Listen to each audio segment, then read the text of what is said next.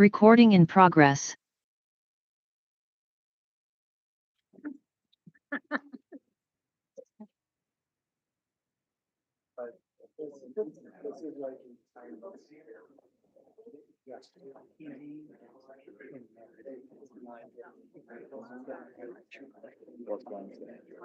could bring soup tomorrow.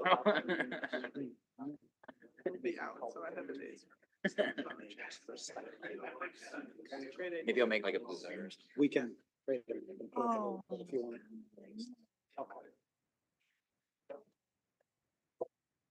Please rise as you're able for the Pledge of Allegiance.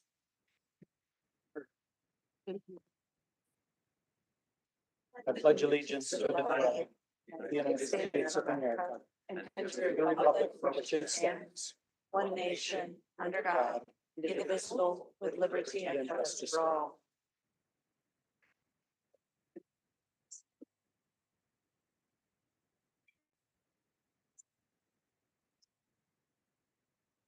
All right, hello, welcome everyone. Good to have many people joining us this evening for a great meeting.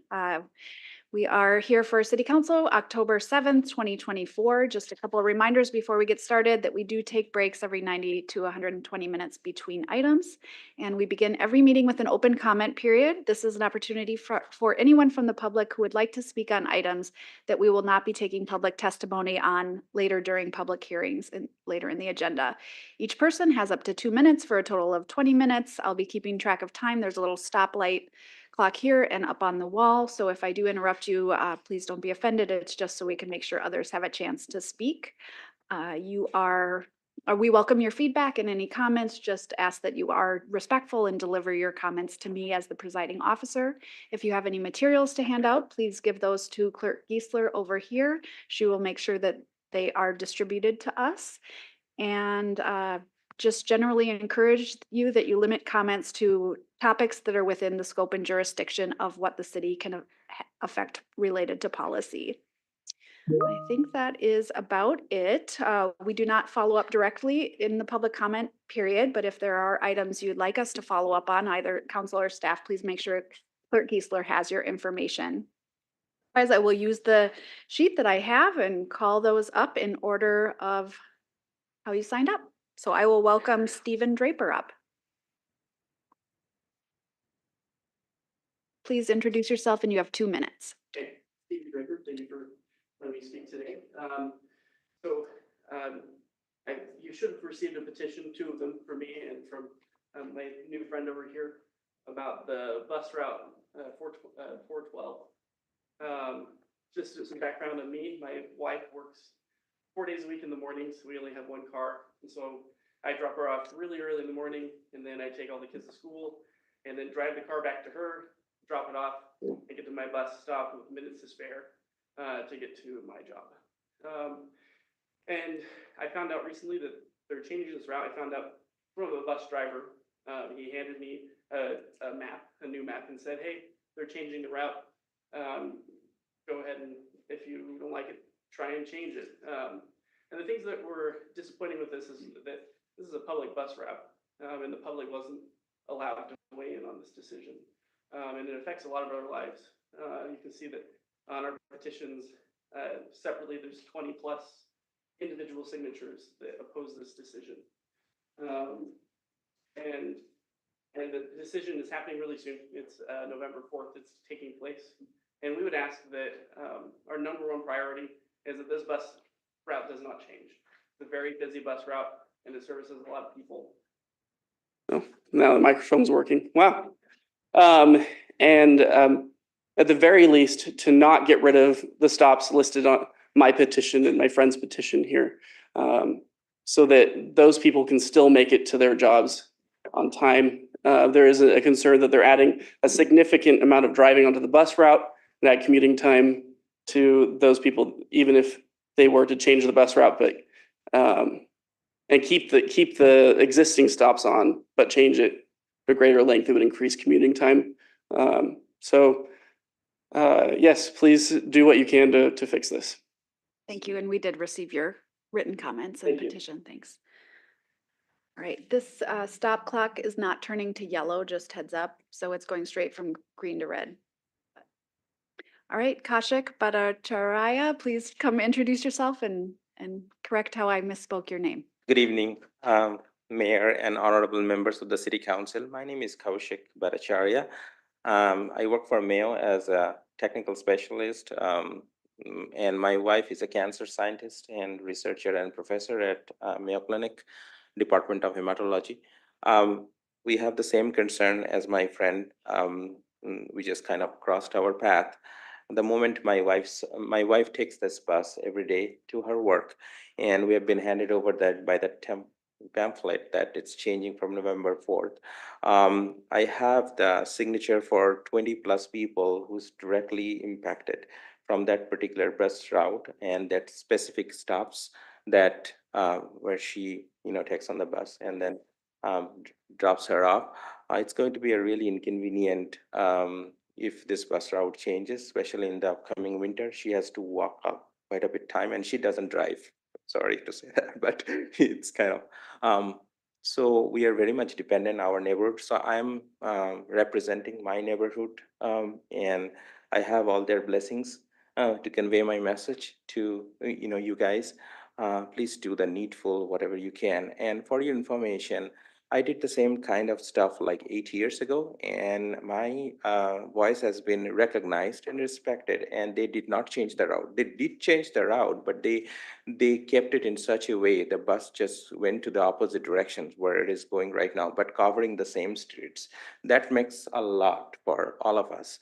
At least people who are dependent on this bus can still avail the facility. That's where I'm from. Thank you. Thank you so much. Barry Skolnick, come on up.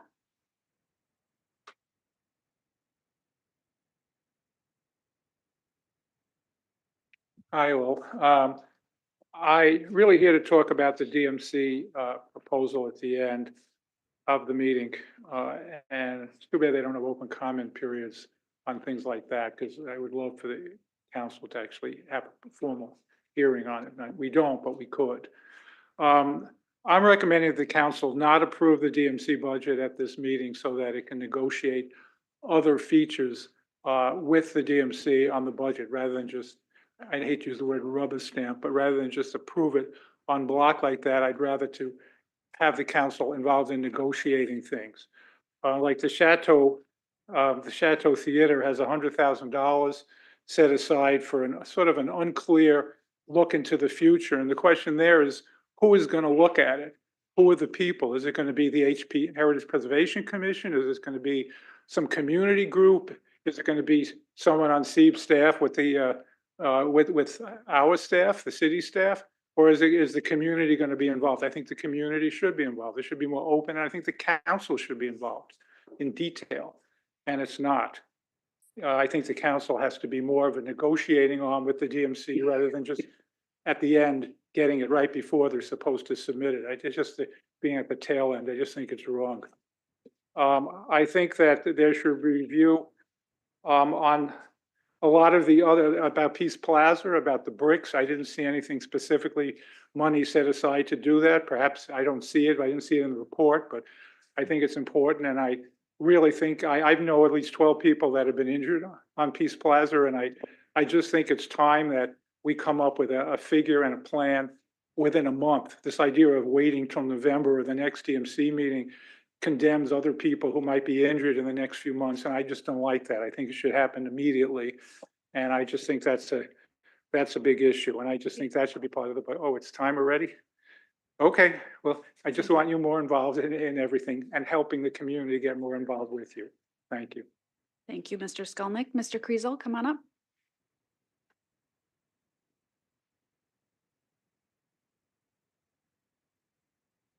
John Kriesel, Madam President, members of the council and mayor. Very oftentimes covers a lot of ground.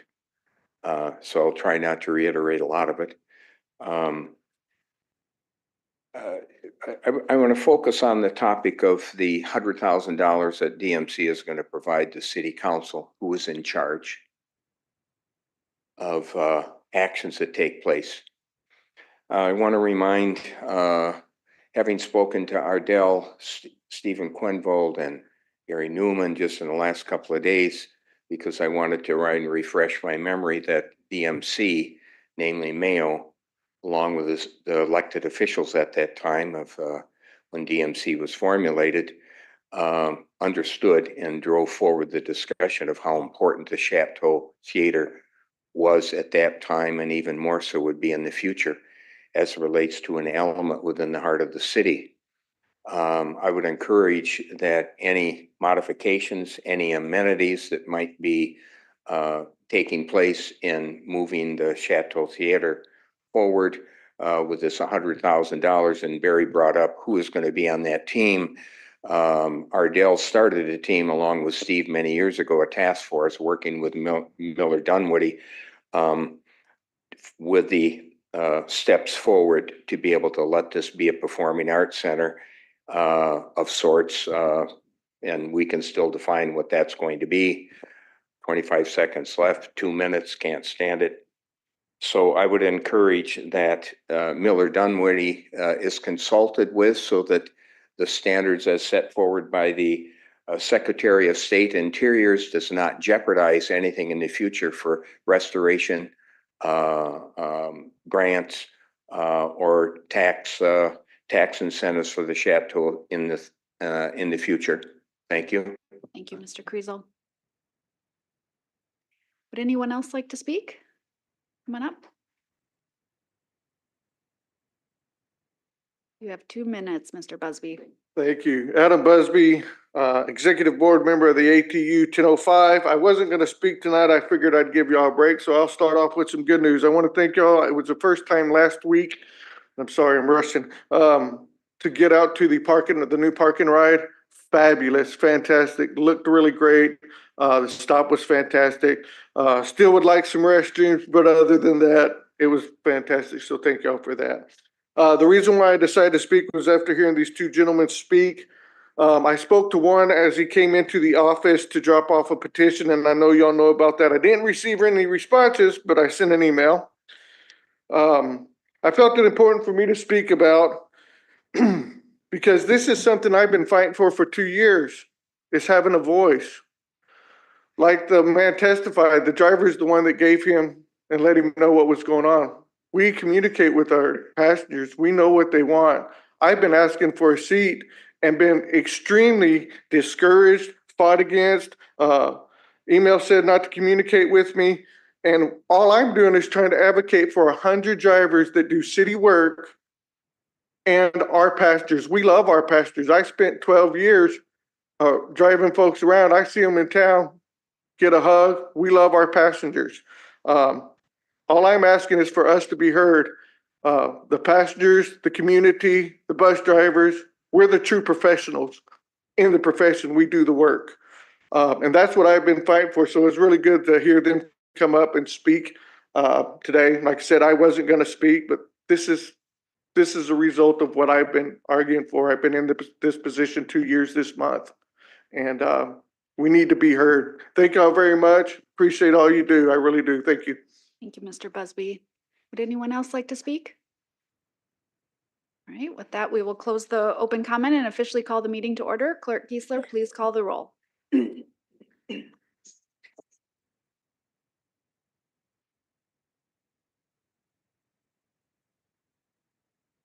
Councilmember Keen, Here. Councilmember Bransford, Here. Councilmember Wall, Councilmember Kirkpatrick, Here. Councilmember Palmer, Here.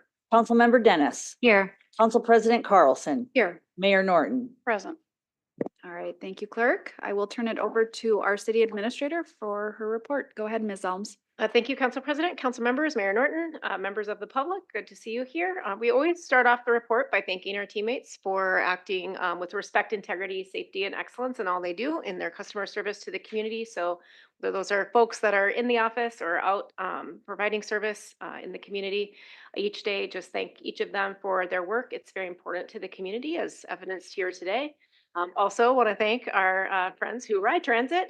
Let them know that it is Tri-Transit Week, so maybe you'll get more people onto the bus routes. Today we had a hospitality tent. Tomorrow is a bus fare holiday, so riders can take as many trips as they would like. Wednesday is our launch of RPT Go, so that microtransit pilot program in Southeast Rochester that we had just purchased vehicles for. Thursday is our Rochester Public Transit's Driver Appreciation Day, and so do encourage all of our passengers to thank their driver. And then Friday, the week concludes, so there will be some additional information. And if you complete a passport, so if you go to rptride.com, there's information about completing the passport to turn in, and you can turn that in until October 18th. So we'll encourage people to get out there.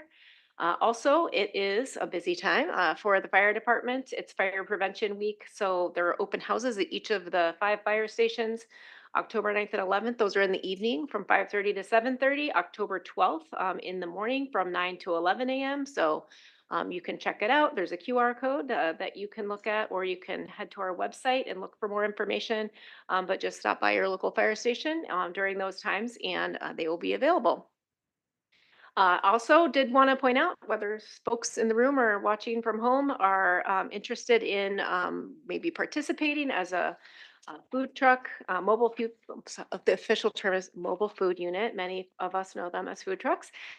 At lunchtime, we are inviting any licensed mobile food unit to operate from 11 a.m. to 4 p.m. on Discovery Walk. There are 2-week permits available, so you'll need to head over to the city website or the DMC website in order to get that information. But that's the west side of the 300 block of 2nd Avenue Southwest. So that would be available at no charge, looking at really activating that space now that it is complete. And we do have an open house coming up for the North Broadway Park and Ride project. So that will be on October 22nd from 5:30 to 7:30 at the Rochester Recreation Center. Door 1, it's over at 21 Elton Hills Drive Northwest if people haven't been there. Just to talk about the planned park and ride facility. We'll have 200 stalls, transit stops for 2 buses, a sheltered area for passengers, and restrooms for bus drivers. So looking at some additional planning in that space as that moves forward, fully funded by the state and federal funds that we received. So that's all I have. All right, great news.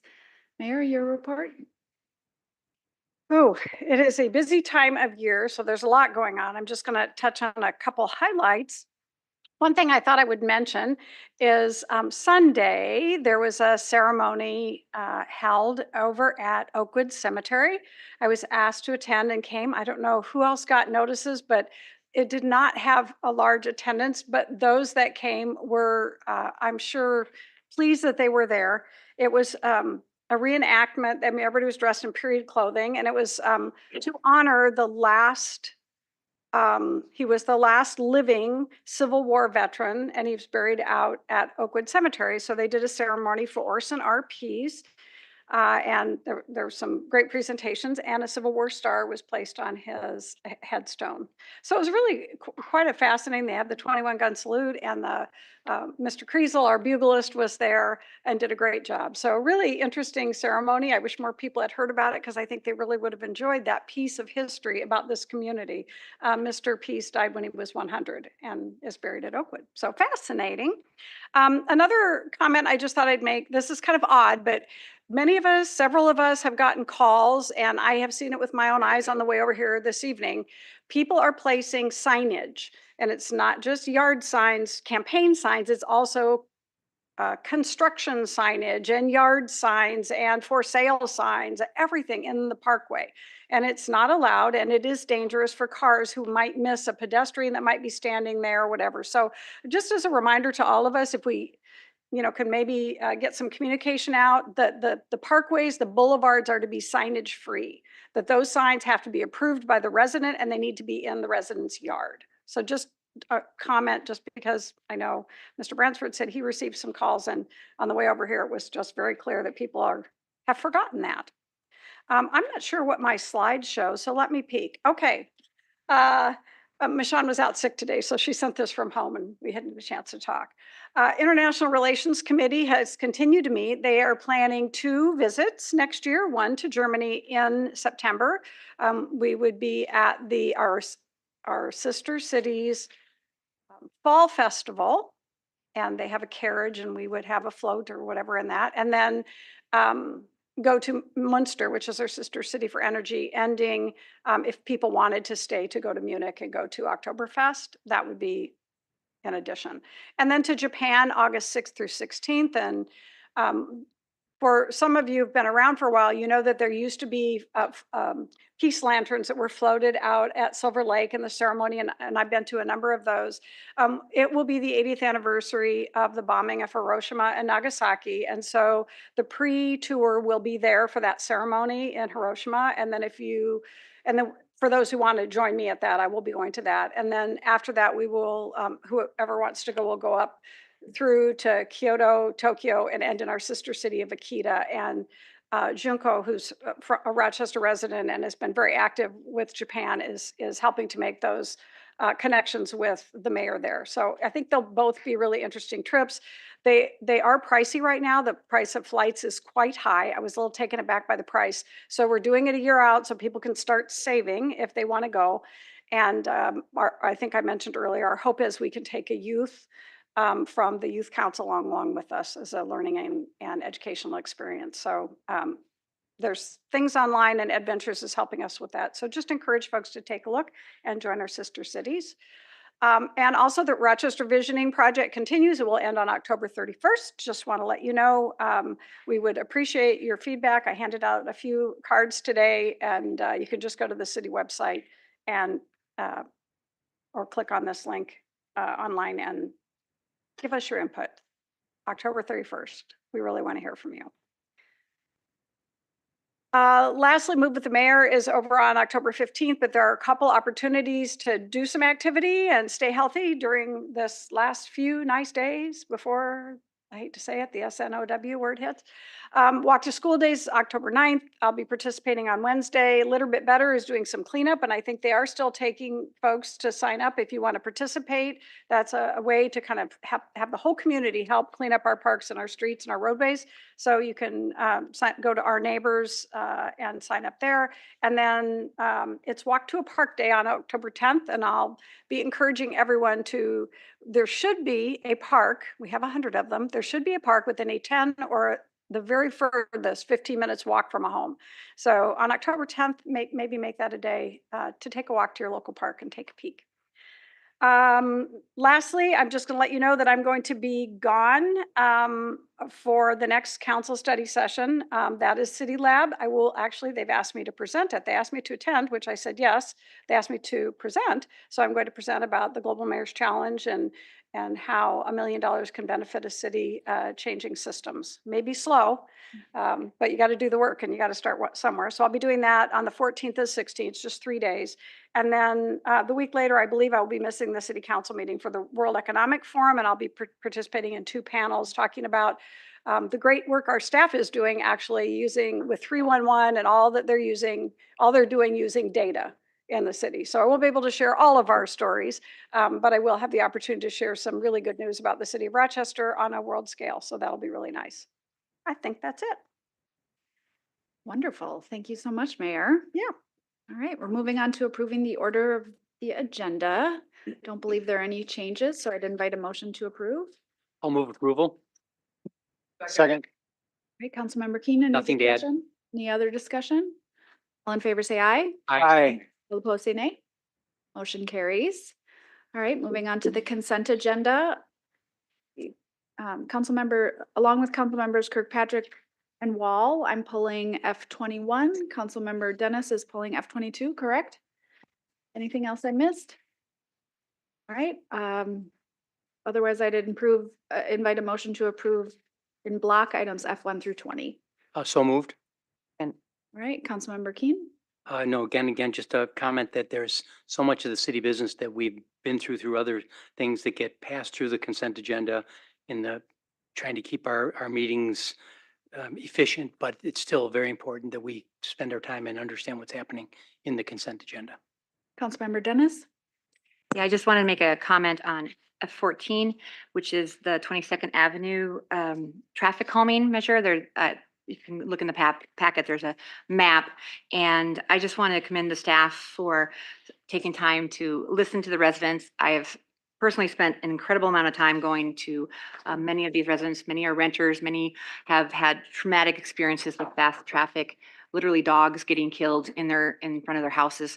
And the speed of traffic has been so incredibly detrimental to people living there, and having staff go through the process of trying different options has been very meaningful for residents who live there. And the project that was being implemented did not work. It took up, a lot of traffic spots and different things that were detrimental to the neighbors.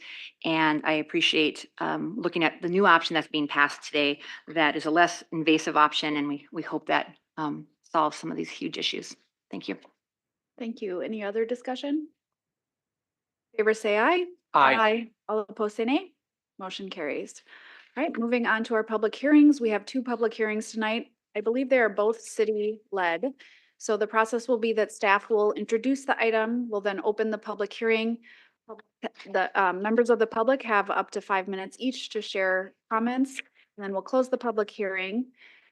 My colleagues and I have a chance to ask staff any questions, and then motion, discussion, and vote. So Mr. Johnson, welcome. I will let you start off with our first item, G1, the renewal of the Downtown Special Services District.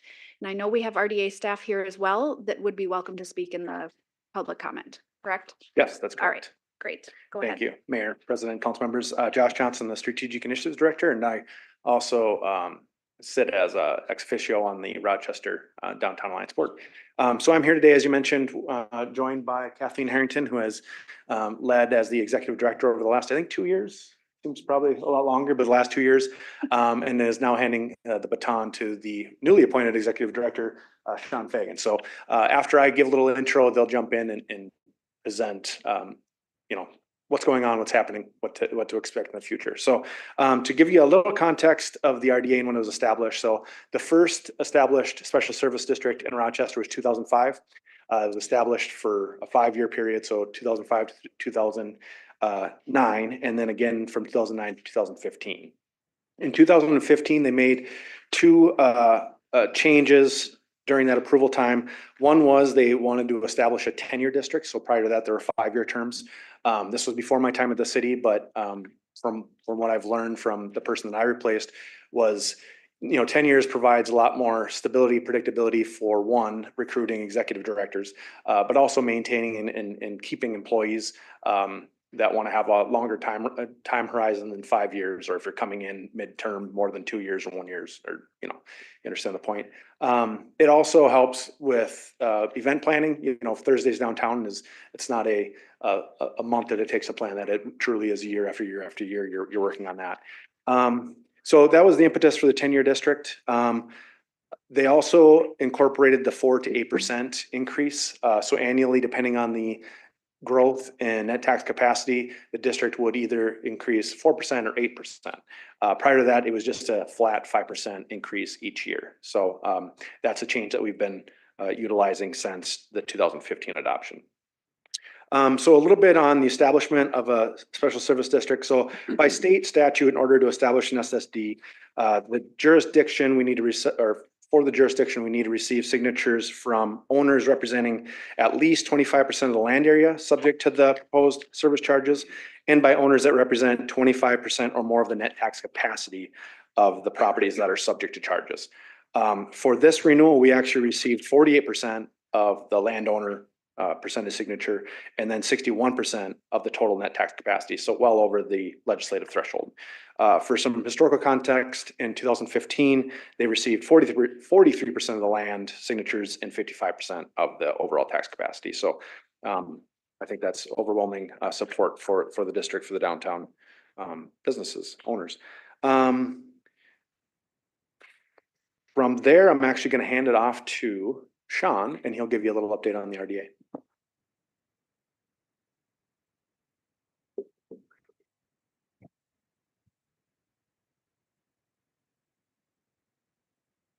Thanks, Josh, and good evening, President Carlson, Mayor Norton, council members. Thanks for your time tonight. Josh touched on a couple of the things about the history, so I'll just kind of run through some of where we've been the last couple of years, and of course where we want to be going for the next couple of years in downtown Rochester. Back in 2005, it was a public-private partnership that came together to establish the RDA. And one of the quotes that came out of that was, "A vital downtown is needed for a vital Rochester." That was 20 years ago, and I think it exists still today. Having owned property, having run my own business with my wife, Michelle, for 17 years in downtown Rochester, I still feel that it's vital. Talking up here isn't my favorite thing to do, but I get to talk to you guys about one of my favorite things in this city, and that's our downtown. Josh touched on the map of our district. Is a 44 block area. What you see in the purple is the contributing properties, and the yellow are the non-contributing properties, which would be residential, for instance, amongst others. On the other side is our future 2025 operating expenses. Notable is the also the amount of where our money comes from. Right now, about, I believe it's 30%, 29% last year came from the Special Service District, another 10% from Mayo Clinic, 10% from the city, and then totaling about 40% different partnerships and exhibitors that we have part of. So if you visit Thesis downtown on a Thursdays downtown, they're paying to be a vendor. And that's a part of where we raise funds to help support the organization and put on a handful of our iconic events downtown. So our mission is to create, enhance, and promote a downtown experience that is welcoming, fun, and livable. I believe the organization has been doing that, but what we're excited about the change, we've had some project creep downtown over a while. We grew the amount of events we were doing. We're getting a little distracted downtown as an organization. Coming out of COVID, it was very obvious then things weren't the same. Things are changing, things are different. We had the task force meetings, and it was coming up on 2 years ago that just by chance, Michelle and I hosted the very first one in our downtown building, and downtown business owners and property owners had the opportunity to share their piece to let a little steam off. And one of the biggest things that came out was the idea of marketing and promoting.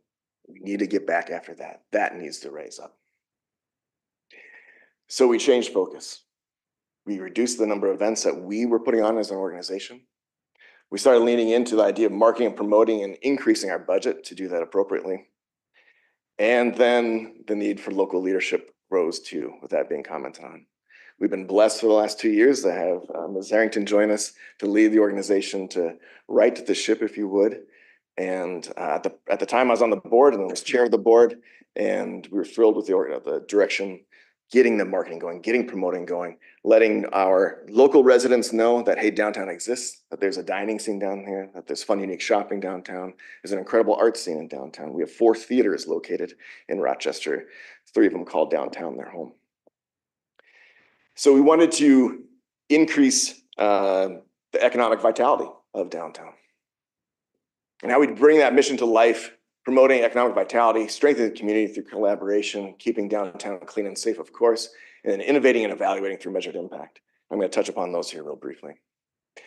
This past summer and into our fall here, if you happen to be downtown on the Peace Plaza, there's a heck of a good chance you heard some live music.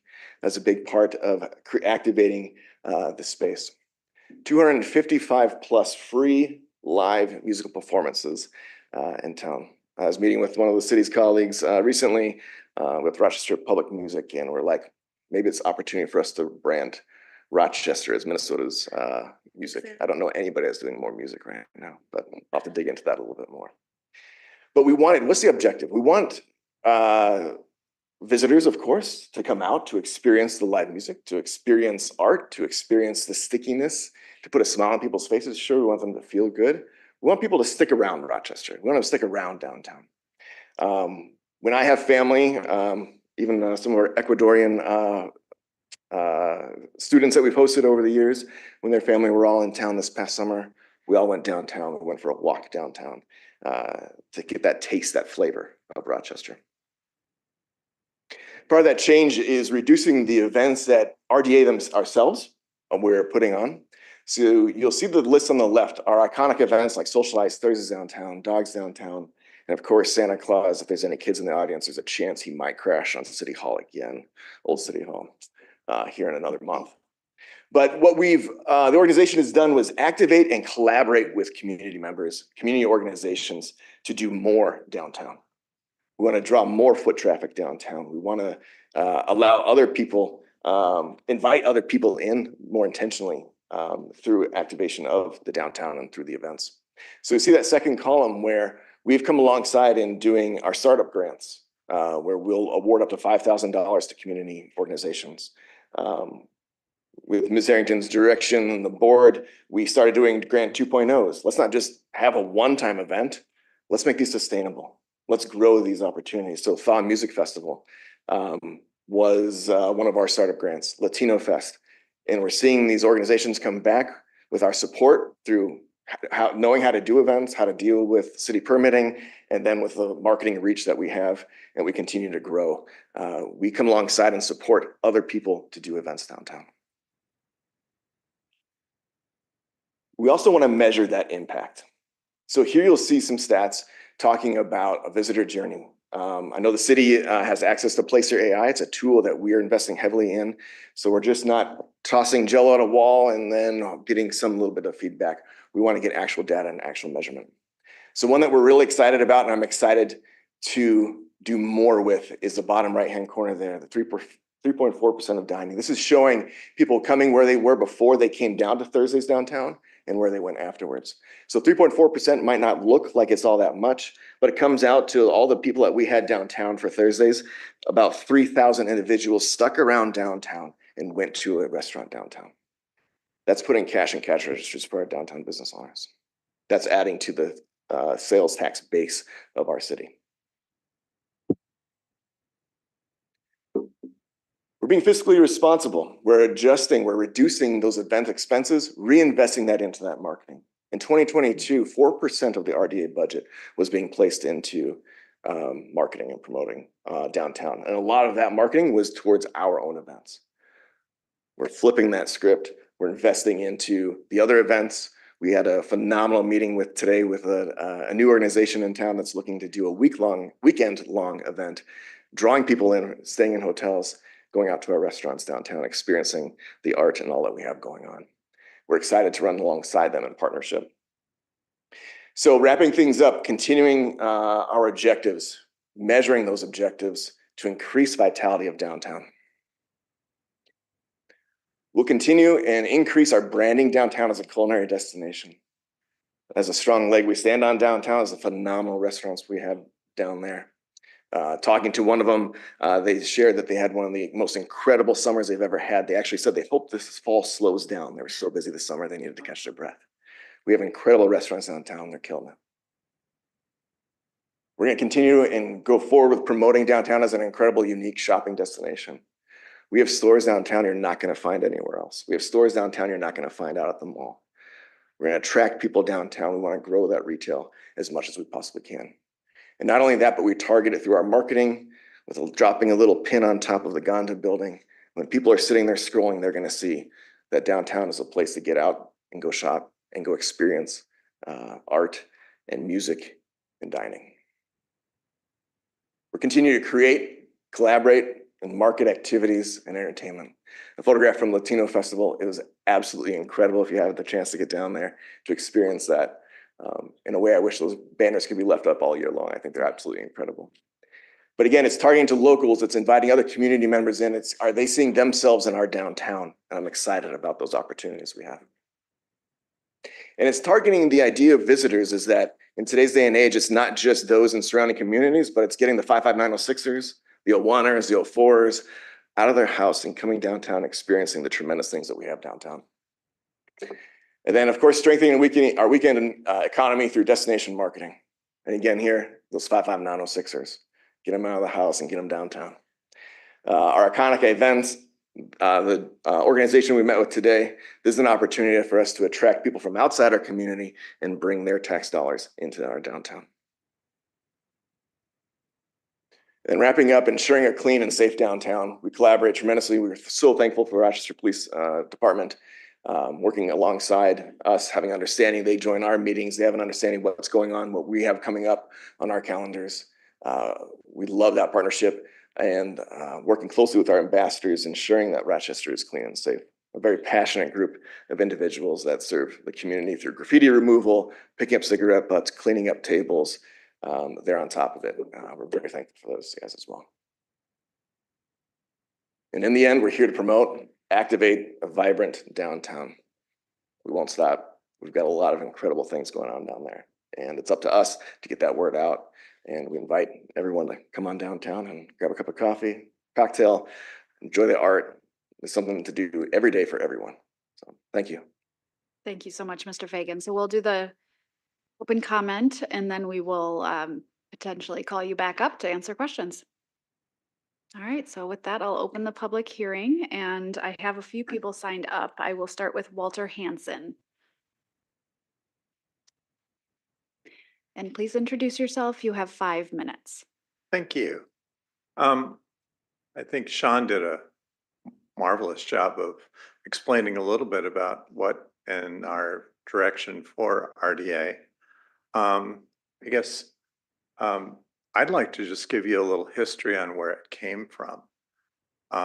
Most of you know me from the Nordic Shop, but I doubt that many of you realize that my wife and I were the ones that founded RDA, which back in the old days was the Downtown Business Association, 50 years ago. And the reason that we founded it and all the people got in back of it was that at that time, we had this brand new thing that opened up in Rochester. It was a shopping mall, Apache Mall. Dayton's left, Sears left, everybody left downtown, except for a few small specialty shops and Stevenson's and a few others. And back at that time, you know, everyone was standing, looking, going, where do we go? How do we compete with this? And we looked at each other and said, well, you know, it's just the one thing that they've got that we don't have is they have a marketing committee. They have a group that actually gets together, markets in a cohesive way to bring people out to Apache Mall. What if we did that? So back then we were renting from the Kaler Hotel, talked to Roy Watson, who was the CEO and president there. And he said, that's a great idea. Got a few minutes? I was like, okay, sure. He goes walking us on over and we go up to the executive floor at Mayo Clinic, goes whizzing by the secretary and says, he's expecting us. I doubt it, but we go on in and it's like, explain to the man what you just explained to me. I said, okay, I think I can. He listened to me and said, that's a great idea. I think that we should do it. Roy, what do you think? He said, it's the reason I brought him here. Within about 6 to 8 weeks, we had everyone from the Mayo Clinic down to the one-man shoe shine shop in the subway level of the Zumbro Hotel that was a member. And these are all volunteers. We grew and grew. We did a lot of wonderful things to help make downtown viable. We filled up spaces that were empty. We bought and paid for the Christmas decorations that we still have in downtown Rochester. And the city had no money for it. So we raised the money.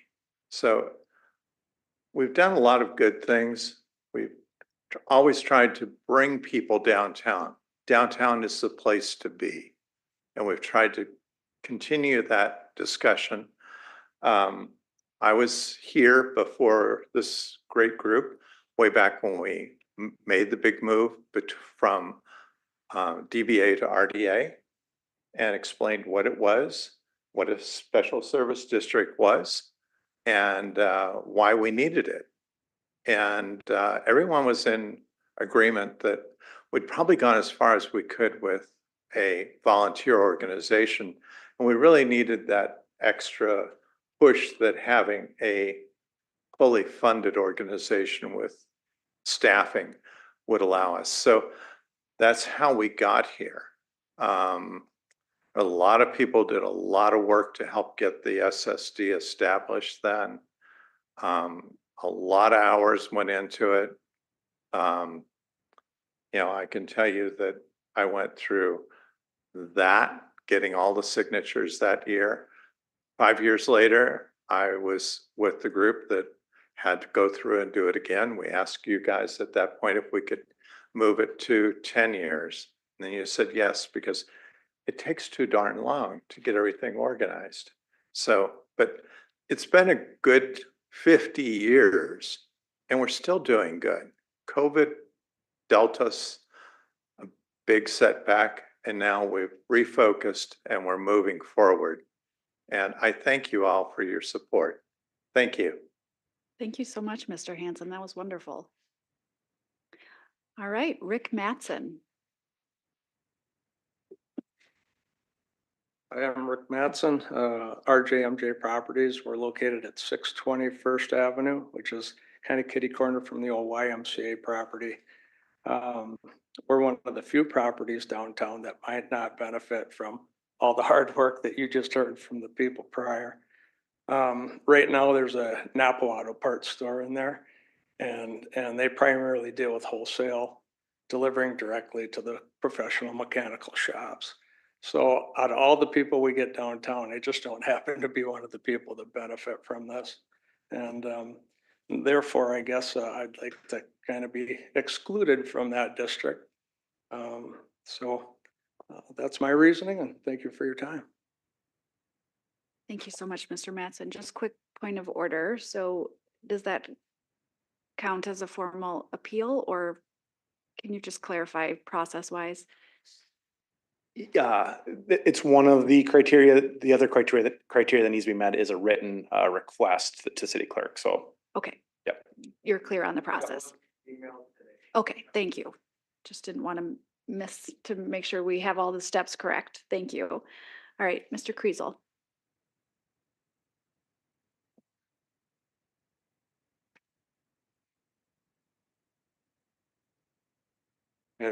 Madam President, members of the council, Mayor. It was Sean, you certainly are the right person for the job. I don't want to use the older terminology. It was called rah rah Rochester. Okay, but it reminded me of it. It's your positive force. It's very important to have a positive force. Walter, I've known Walter since the onset of the the Downtown Business Association, so I've been down here for a long time and have seen the changes that have taken place. In listening to everything that has been put forth this evening, what came to my mind was, how do we increase the experience for the approximate 1.5 million visitors that come here? And I'm going to mention the Chateau is key. The Chateau is something that is an experience just looking at it before you even get in. And if we're going to have activities taking place downtown on the former Peace Plaza, which I still call the Peace Plaza, I think that the Chateau is key, not only for what's within and the possibilities of it, but is also it being used as a shelter during inclement weather. Sean mentioned culinary experiences and unique shopping downtown. Besides that, we need the uniqueness of the Chateau Theater. And also the people that have left downtown, such as the major businesses, and I'm talking prior COVID. Okay, I don't think they're going to be coming back, but we want the citizens of Rochester to come back. We need to activate the empty spaces downtown. Now, if we're going to have an urban core, because I think going back to the initial DMC, I believe it was going to be 10 years out, we're going to have approximately 170,000 people in downtown Rochester to increase the urban density.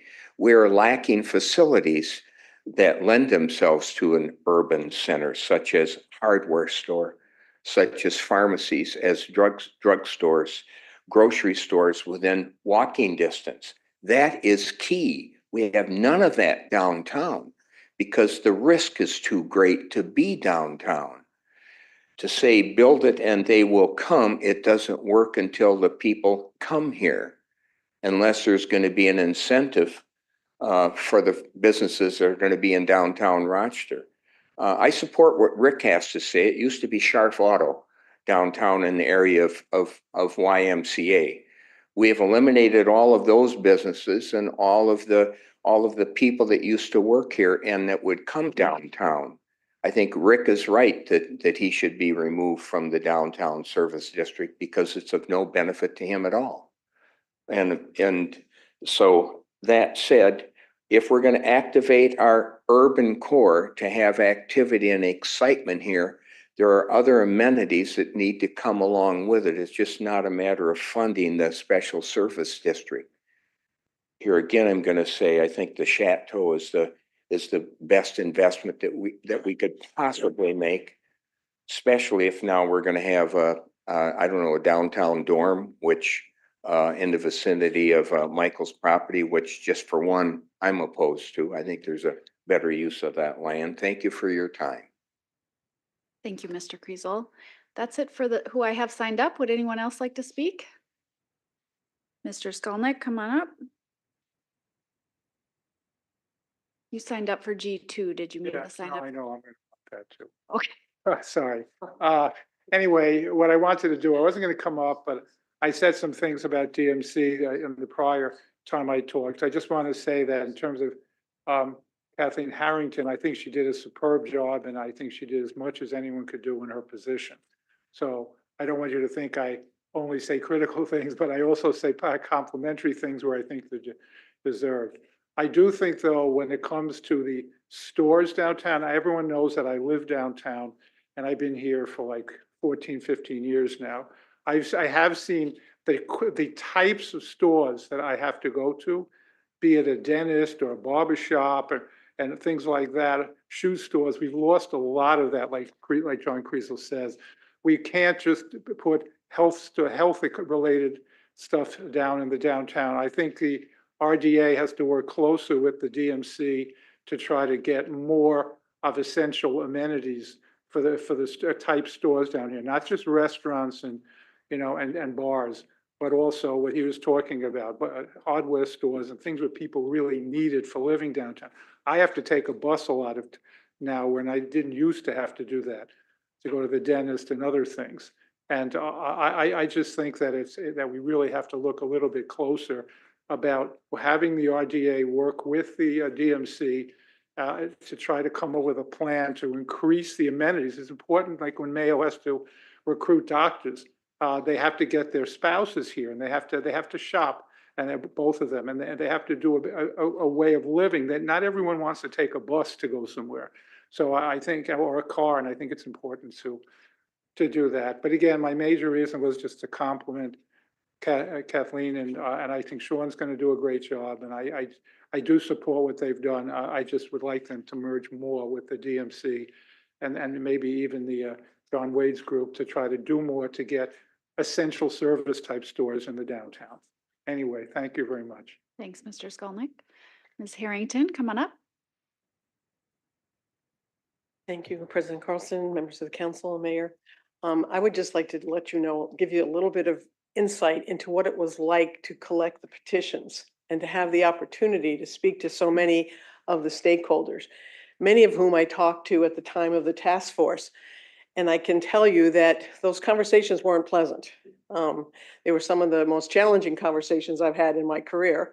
And they made it clear that if there wasn't a turnaround, they would not sign a petition 2 years hence. That if there wasn't a turnaround in terms of making this organization more laser focused on activation and promotion, making this community vital to help retain the existing businesses and create a vitality that would help the other organizations like Ready and DMC that are trying to attract new businesses, they wouldn't sign the petition. So I was anticipating a challenging time. and wishing I probably had not signed up for the interim director job as it approached. It did approach. It was indeed challenging because it was painful conversations with some businesses that were on tight margins. We're a hospitality community. Hospitality is incredibly tight margins. Restaurants, hotels, very tight margins. And they were facing significant increases in property tax, city, county, a school referendum. They're saying, and then us coming on them. Many said, yes, we'll do it, but we'll do it as a community service, not as an individual get. We understand that if we come in this together, maybe we can lift each other up. Now, not everybody said that, not everybody could, but there was a lot of that community spirit, which is what we're trying to do at RDA, is to say, we're all in this together. Do we have the secret sauce? Heck no. All of the ideas, there's so many great ideas. Can we implement them all? No, we have to prioritize. Are we better off than some cities? Maybe yes, maybe no, who knows?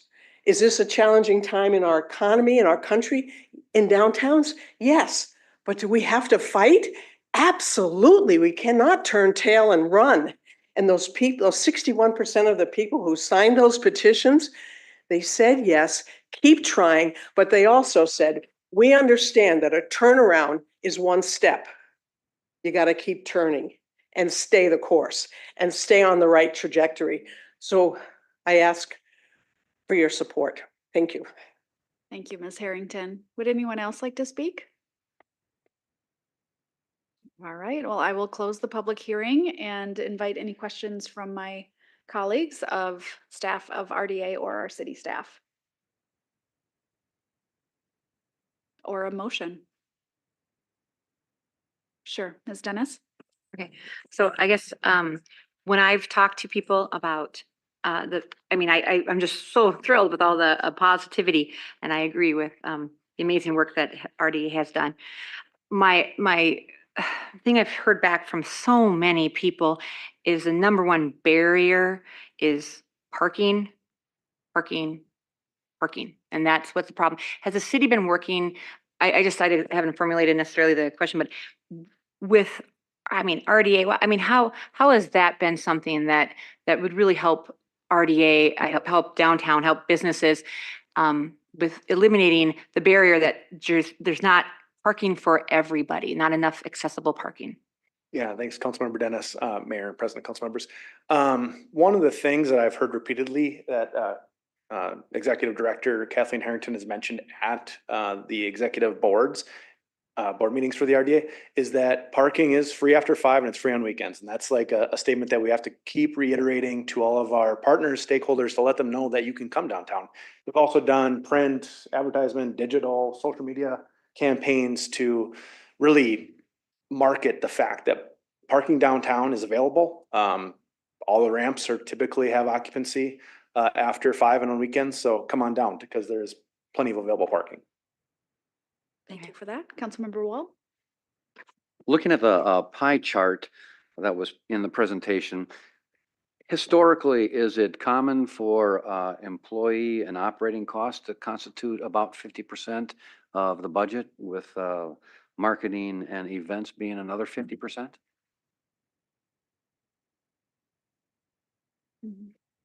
With the employee costs where they're at, we shared that where we at 35% of what our budget is saying is towards marketing. So one of my first hires coming on board was the hiring of a woman whose full-time job is doing photography, video, copywriting, designing. She is telling the stories of downtown. So a great part of what she's doing, this is brand new for the organization, it's just not to coordinate marketing, it's just not to direct marketing, it is to do the work of a marketing agency, if you would, Councilmember Wall. So a big part of her, this is a new day and age for RDA, it's a new hire. So we consider her a great part of her wages to be part of that marketing expense that's new and different now. Oh, well, still on the pie chart, it doesn't look like marketing is getting up to 30 and 30 some percent. It's at 10%, while events are at 40%? I think he's asking, so you count her position as employee costs, even though she is dedicated to marketing. Dedicated So marketing, that's why exactly. it's So if you over. take her portion, make it orange, that's where we're getting to our 35% probably. And there's some outside Yes. consultants. You got it, you got it. It's the trade-off or the transition. About, is a good chunk of the, I'm sorry, about $100,000 of the employee costs as well is from outside consultant help as well to help with the furthering the marketing elements, whether it's hiring additional support, hiring editors. A big part of that is to help do that as well. Hiring those that are specializing in digital marketing to help further our goals of being specific with that marketing. Okay. Councilmember Keen? Yeah, Mr. Johnson, I just want to kind of make sure anybody watching and some questions, just what is a special service district?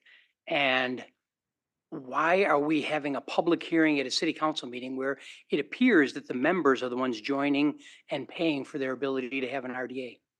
Yeah, thanks, Councilmember Keen. So this is a self-imposed special service levy. But per state statute, the authority given to the RDA and their board to establish and operate a special service district, they have to be approved per ordinance. So we're here to approve a resolution, to approve an ordinance, to approve special service district for a term.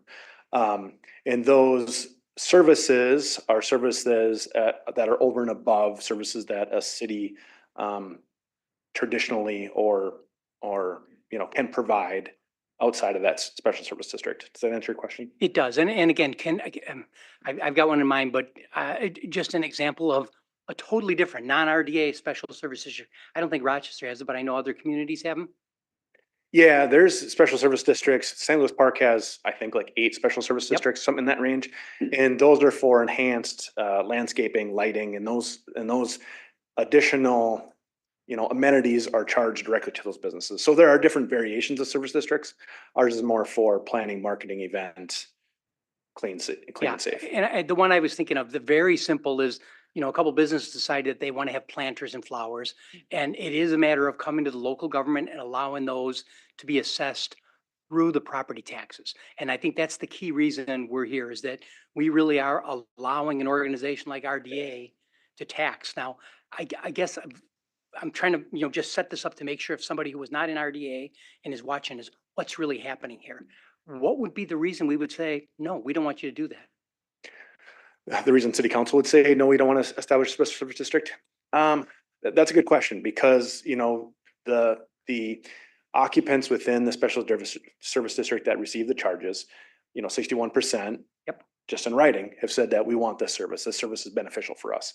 So to take that away, we're taking away elements or services downtown that the city is not going to provide afterwards. We're not going to do Thursdays downtown. We're not going to have clean and safe ambassadors. We're not going to have the additional plantings and cleanings of services and additional snow removal and all the things that come with a special service district. So I don't know if that's what you're asking. Yeah, it is. This is helpful because you could have, as we've heard in testimony, you could just have a downtown association and you could get together and try to do things. But having the special service district does a lot more to formalize and to really stabilize the funding sources. I think the key thing I was looking for from your answers was that what we're really doing is allowing this above and beyond what the city services would be, and then having that funded through an organization.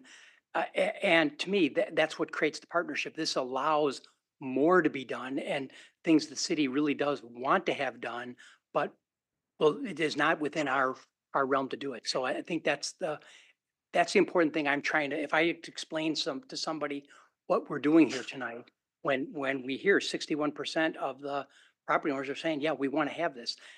That also means that some of them aren't agreeing to it, but I think it is this idea of, do we have the standard to allow a separate organization to basically tax their members? And I think that's what's in front of us. Yeah, exactly. And I'd just like to expound because I could hear Kathleen getting nervous over one of my answers. So of course, and this is more familiar with me, but for the people listening, like the city still provides snow removal services. It still parks, still plants trees and plants trees, maintains plantings. This is an enhanced experience, right? This is the high touch, the places of downtown that require more services than other departments. They do a great job, but that can provide to the level that's expected.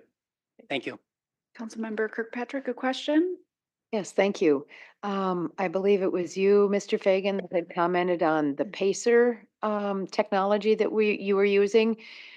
I'm wondering if, maybe, this is completely hypothetical, is that technology robust enough, rich enough to be able to give you data that might suggest that staffing could go down and then the funding that might be dedicated to staffing could be tossed into marketing because you're getting some really rich, specific data that you could use to drive things in the future?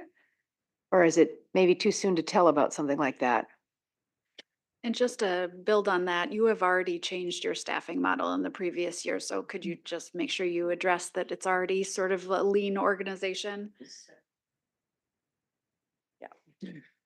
We have reduced, was it 3 years ago that our staff would have been 7 people already, and that's a big part of where we've already adjusted our employee costs from 7 employees to now 3 full-time employees. We relied upon those employees in part to help out with Thursdays Downtown. We've adjusted that. We're able to pay a lesser amount by getting contractors involved to help out with some of these services where we don't need to take care of health insurance or other benefits. So we're able to leverage contractors in that way. In regard to, directly to your question, in regards to Placer AI, is a robust tool. We've been using it for maybe 3-4 months. We're seeing it as a great opportunity for marketing, for having an understanding of the demographics that we can reach, having an understanding of who's coming to the events, how long they're there for.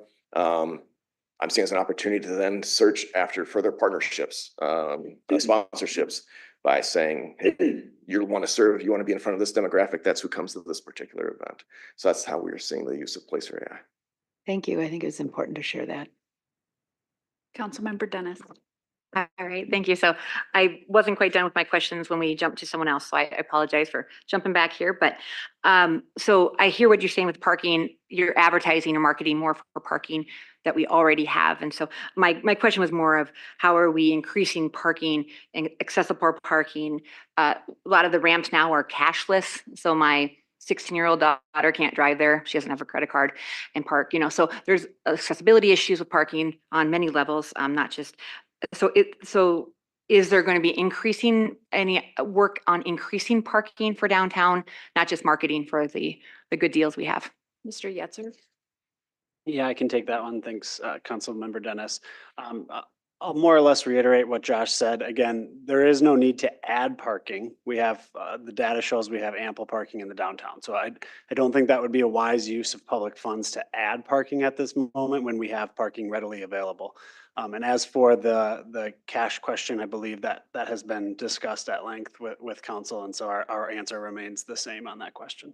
I'd like to bring it up always as an equity issue, not just increasing parking, which I think accessible parking, make sure that word is accessible, parking is increased, but also increasing bathrooms downtown. I know that's a huge issue, that there's not bathrooms necessarily for everybody. Weekend bathroom when we go to events downtown, or where do you live? You have to use a restaurant, or accessible bathrooms or changing tables. Is there any thoughts of increasing that also with the use of funds to make it so that people want to come downtown on the weekends with their little baby or whatever, that don't because there's not adequate bathrooms? Yeah, Councilmember Dennis. Of course, the RDA's purview is really when they're holding events that there's required amount of bathrooms, and I'm pretty sure they exceed that requirement whenever they have the events based on past data. It would really be a city policy in capital improvement budget or whatever budget the city chooses to pursue that. But I would say that's outside of what the RDA is really meant to be, or the Special Service District. Okay, and then just a couple other, just from my understanding, the request of being excluded from the RDA, is that something that the city council does, or is that part of just the RDA members determine if they can grant a business from leaving the taxation, the levy of the RDA? It would be a city council determination. Okay, so we would do that here per that request that was just made, or do we wait? How does that work? I'm gonna look at, yeah. Mr. Spindler Craig, go Thank you, ahead. Madam President. Good question. We want to queue up that in part because that may prompt some additional questioning that the council has this evening. So you do have some options in front of you. You heard from Mr. Mattson, and he has essentially perfected his objection by filing with the city clerk's office a stated objection that's required under the statute. And there's a few different provisions that a business owner can object under. They're pretty straightforward, and I'm just going to read a little bit of this to you.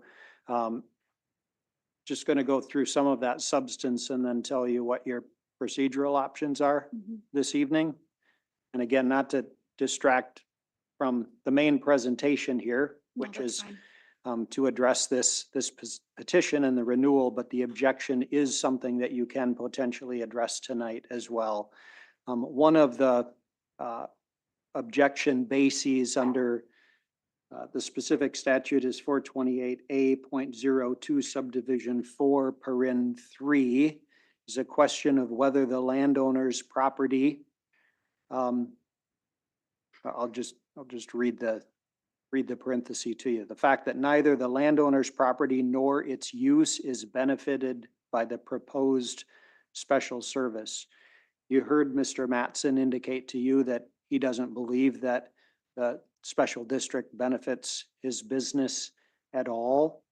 I will read specifically from his email. And can you remind us of the company he was representing? He is Rick Mattson from RJMJ Properties LLC concerning the property at 620 First Avenue Southwest. He does provide the property ID with his email. And it's a short paragraph. I would like to object to the property at 620 First Avenue Southwest being subjected to a service charge within this district. I'm objecting to the fact that neither the property or its use is benefited by the proposed special service. The business that currently operates out of the 620 property is Napa Auto Parts, which is primarily a wholesale distributor, i.e. parts delivery to professional mechanical repair facilities with a very small retail presence. With his objection perfected today, that queues up a 30-day period that the council has to respond.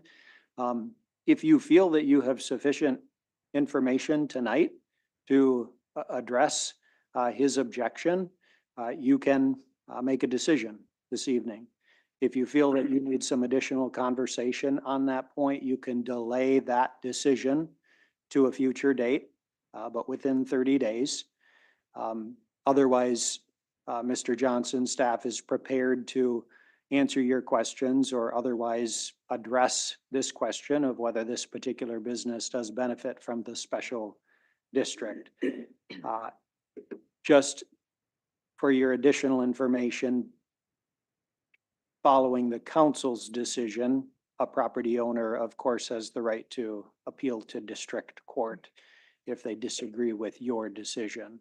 Whatever your decision is, and whether you make that decision tonight or in the future, we will do basic findings to support your decision. And procedurally, as far as adding this item to the agenda, it would be separate from the special service district request in front of us. So we would complete this item and then could add.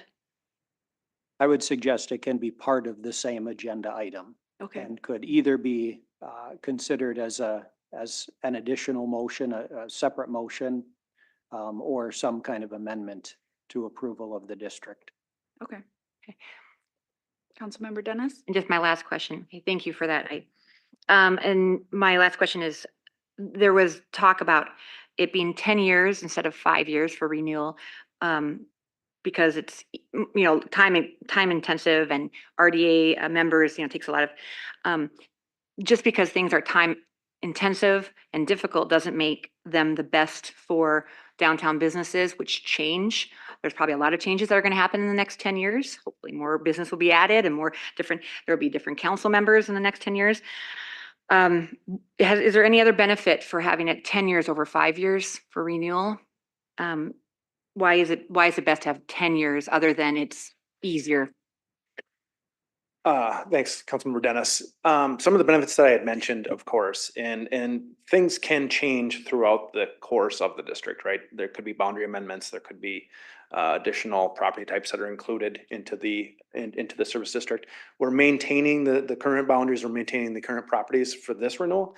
But as I had mentioned previously, I think there's a lot of benefit in, board member appointments. You can predict and phase out because there's a certain phasing that goes into the executive board. So you can have a longer timeline for that. You can have a longer timeline on your marketing promotion emphasis that they're going through right now. There's, more time for collaboration, as I mentioned, predictability. There's more comfort level with staff coming into the RDA and working with the RDA, knowing that they're not going to have to fight for their job in the next 2 or 3 or 5 years. So I'd say those are just some of the additional benefits. I don't know if Kathleen or Sean have any additional ones. Yeah, I think there's a difference and distinction that needs to be made between the period of the renewal and strategic planning. The renewal is just a time where the reexamination of the ordinance takes place. Every year, the board examines its strategic plan and is it in fact meeting its objectives? That happens constantly. And a good board, as you know, Councilwoman Dennis, a good board does its proper governance. So we're confusing and conflating the issues here. So we're asking for the confidence of the renewal of the ordinance, but not, and our board, the RDA board, will continue to do the job. And I think more and more attention is being paid to the achieving and measuring the impact of the work. I think one other point that I think you probably are thinking of, but didn't mention, is just the interest of other funders you're seeking. The idea that this is a stable investment as they look to contribute either through grants or other sources of funding. Thank you, because our partners are for multiple years and they too expect to see return on their investments. So yes, thank you very much. All right, Mayor Norton. Yeah, I thought these questions would come later, but because of the kind of additional information we've just talked about with the amendment for potential, I'm going to ask the questions now, if that's all right. Sure. Okay. So is there a way to, if we decide to move in this direction as a council, is there a way to put language in there that would say, given the business that is there now, I have concerns that we're even considering it personally for a variety of reasons, and I can share those later. But one of which is, can we designate that? Because if Napa Auto Parts moves out tomorrow and somebody else moves in that does benefit from it, then we've given a business an out, and the next person, I don't know how long their leases are. So that was a question I had, is could that be part of a motion, that it would be a business that doesn't benefit? So the question is whether it's business specific or address specific? Right, because the owner, the person that's here asking, says my current tenant is a I don't know the word that he used. Yeah, is wholesale primarily, doesn't say exclusively, so there is some sales going on, so that's something to think about. But also, that could change if it's a current tenant, unless there's a 10-year lease or a 100-year lease or something. So that was a question I had, is what if it changed a week from now? So that was one. And the second question is, have all the business, has this ever happened before that we've exempted someone? And if so, how many? And were all the businesses given this option, and this is the only new one this year? So those were a couple of questions I had about this process. Thanks, Mayor. Great questions. I'll start. I'll let Ms. Steinhauser or Ms. Elms fill in any blanks that I leave here. But I think to address sort of the initial part, and I think, as you mentioned, future comments might touch on this, but we could probably predict some complicated requests in the future by these, types of very small incremental requests. Well, let me just start back. So we've seen 20 years of a special service district. There's been areas of downtown that have changed tremendously in terms of uses, in terms of property types and all sorts of things. So I think we always have to have a longer horizon or a longer view on what that area of the downtown is going to look like.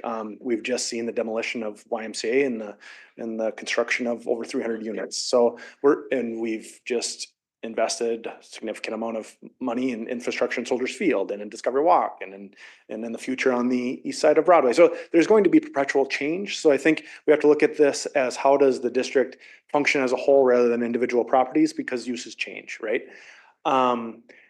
To answer your other question, so the state statute dictates property type that's included. So it's commercial, industrial, and now you can actually include multifamily, but we're not including that for this. There's one more point I was going to make about that, and maybe But get back is to it. it use, it is use specific? It's use driven. So it would be tied. Property and use Yeah. Yep. as part of the appeal. Yes, so we go off the classifications of the county, Olmsted County's assessing department, how they classify the use. So if it's classified as commercial, they're included. Yeah. And I'll add, I don't want to open up a can of worms here, but if you think about use, vacant land's included in here if it's classified as commercial. So it's a slippery precedent is kind of what I'm getting at. And really the intent of that is we don't want to see vacant land. We want to see land put to its highest and best use and activated. So we want them to be part of the community, paying into it, and then also improving their property to something that activates and supports downtown. This has happened in the past. The last renewal in 2015, there was actually a parcel on the very, very edge on the eastern border. Right next to, if you're familiar with the former Depot building right off 4th Street, it was on a spike shop, I believe. Now I think it's a law firm. So that one was excluded. It's a bit different because it was on the very, very edge of the special service district boundary. So we just amended the boundary to not include that parcel. So President Carlson, if I might add to what Mr. Johnson has said, I think it's, we did some research, not really sure what the criteria was that was established other than for the last time, the one parcel, because it was right on the fringe. This is not on the fringe. This is in the middle of the district. Uses can change, not only for that particular building that's being asked to be removed, but also the buildings around it and whether they're currently not classified in it, but they could be. And then what's the rubric that you want to say benefits? Customers, employees, tenants, property owners, like what, building out what that rubric might be. And then quite honestly, what could be a floodgate of requests to say, remove me because I meet X criteria or Y criteria of benefit. And so then you have a patchwork of people contributing or not contributing. But I would argue, and there's lots of really great examples of business improvement districts across this country where you can collectively show the benefit to the area, as I think RDA demonstrated this evening with the work that they've done over the past 2 years to be responsive to what they heard through the conversations, not only came out of the downtown task force, but this recent effort. The only other thing I will add is that you can only appeal when an ordinance is being adopted. So once this is in place, you can't appeal because you are within the district that is receiving the services that others throughout the city are not receiving, and that higher level is being paid for with those service charges that are self-requested and imposed. And then others within the district would be paying for things that you're also receiving that benefit your property, future tenant, et cetera. And the appeal process specifically, the third reason to appeal includes that both the use and the property is not benefited. And that would include clean and safe and all those other benefits as well. How do you pull out a service for one building? Is it appropriate to ask for staff to come back with a recommendation in this circumstance, or is it something that council should just be deciding on based on the information we have available to us? No, Madam President, good question. And I think Mr. Johnson is prepared to put a slide before you that would enumerate those benefits of the special district, including as applied to this property. And that could be the basis for your findings to deny the objection. That and as City Administrator Zelms pointed out, It is either the property or the use that benefits. So you do need to be looking at beyond just the use at this point in time. Well, you have a slide ready to go, Mr. Johnson? Yes, prepared Yes. 5 minutes before this, so hopefully I can get it out. All right, any other questions while he's pulling up the slide, Mr. Keen? Yeah, while we're doing this, I'm going to make a motion adopting a resolution authorizing the renewal of the Downtown Special Service District to reestablish the district effective from January 1st, 2025 to December 31st, 2034. Second. All right. Close call. Councilmember Keen. Yeah, I wanted to make sure we established what we were really doing here tonight. What is a special service district? What are we allowing access to? That, I mean, again, what I see, like, when I look at the RDA goals, I think to promote, activate our city center, I think this is an important thing, that it's adjunct to local government, and I think it's good. I look at RDA as an excellent partner in the city. They can do things that the city probably should not be doing for the downtown, and doing it this way. And the fact that it's self-funded by and large, I think is very helpful. I think RDA has exceeded their requirements for an SSD, but members and square footage. It's still a little scary that when you start talking about getting 60% signatures, the flip side is you're talking about more than 25% who are not on there. But again, I still think when you look at the state law and what we're doing here, again, RDA is honing its focus. I guess I'll make a statement that when I look back at, like, in the 5 years, over the past 5 years, you went through the COVID thing, but you also did a lot more of that activation and got a lot of these things going that I'm afraid sometimes when I'm listening to this, I'm almost like, we were doing it wrong and now we figured it out. But I think there is some changes that are happening, and I'm basically talking to the things that happened in the past probably were necessary. I remember RDA was pulling together the different attorneys trying to understand COVID during it, bringing accountants together, helping the downtown businesses do different things. And I thought it was valuable. There it is. RDA is also, I guess I want to bring up a couple things RDA is not, addressing. RDA had the ability to include residential, and they've made the conscious decision not to. That's a funding decision that really reduces the reach of this. And this is this is current administration of RDA has got this point. But if you look at 5 years before, RDA was looking for the city to carry this to the state to try to get this changed. But it's a conscious decision to not do that. It's not in this thing right now, and it's in front of us that way. And I'm just going to point it out. The other thing is, I still think we have RDA over the last 5 years started on this clean and safe. And now I think the RDA budgets we're seeing right now is distancing itself from that and saying they're getting external funding for that. But I think that's a program that's hung out there right now. That, in my view, was going to be part of what RDA was, and now it's not part of that. So I think we as a council will have a future problem of, is that a city program? Is that a program that goes away? How does that get funded? And right now, that's not getting addressed through this resolution. A point of order. I do have one other, I'm sorry, go ahead. Just a point of order. So we called the question before the staff's presentation is done. And I know if there was more questions, then how can we have a discussion after the question has been called, if we still have questions now just after? to clarify, there's been the original motion on the special service district. This is going to likely take the shape as a separate motion or an amendment. So I'm actually going to ask Mr. Johnson to hold off until we've talked about the original motion, and then we'll get back to the discussion of this particular appeal. So it's fine to ask staff during a public hearing questions if you have any additional questions. It's just that And we I'll- needed to get the discussion going. Well, I understand. I do know it's been an hour and a half, so I would like to Yeah. also call a break as possible. Thank you. So I'm going to make last thing here. My thing, I made the motion here. I don't want us to try to address the exemption thing tonight. We have 30 days to do it. It's more complicated. We shouldn't be trying to do this on the fly.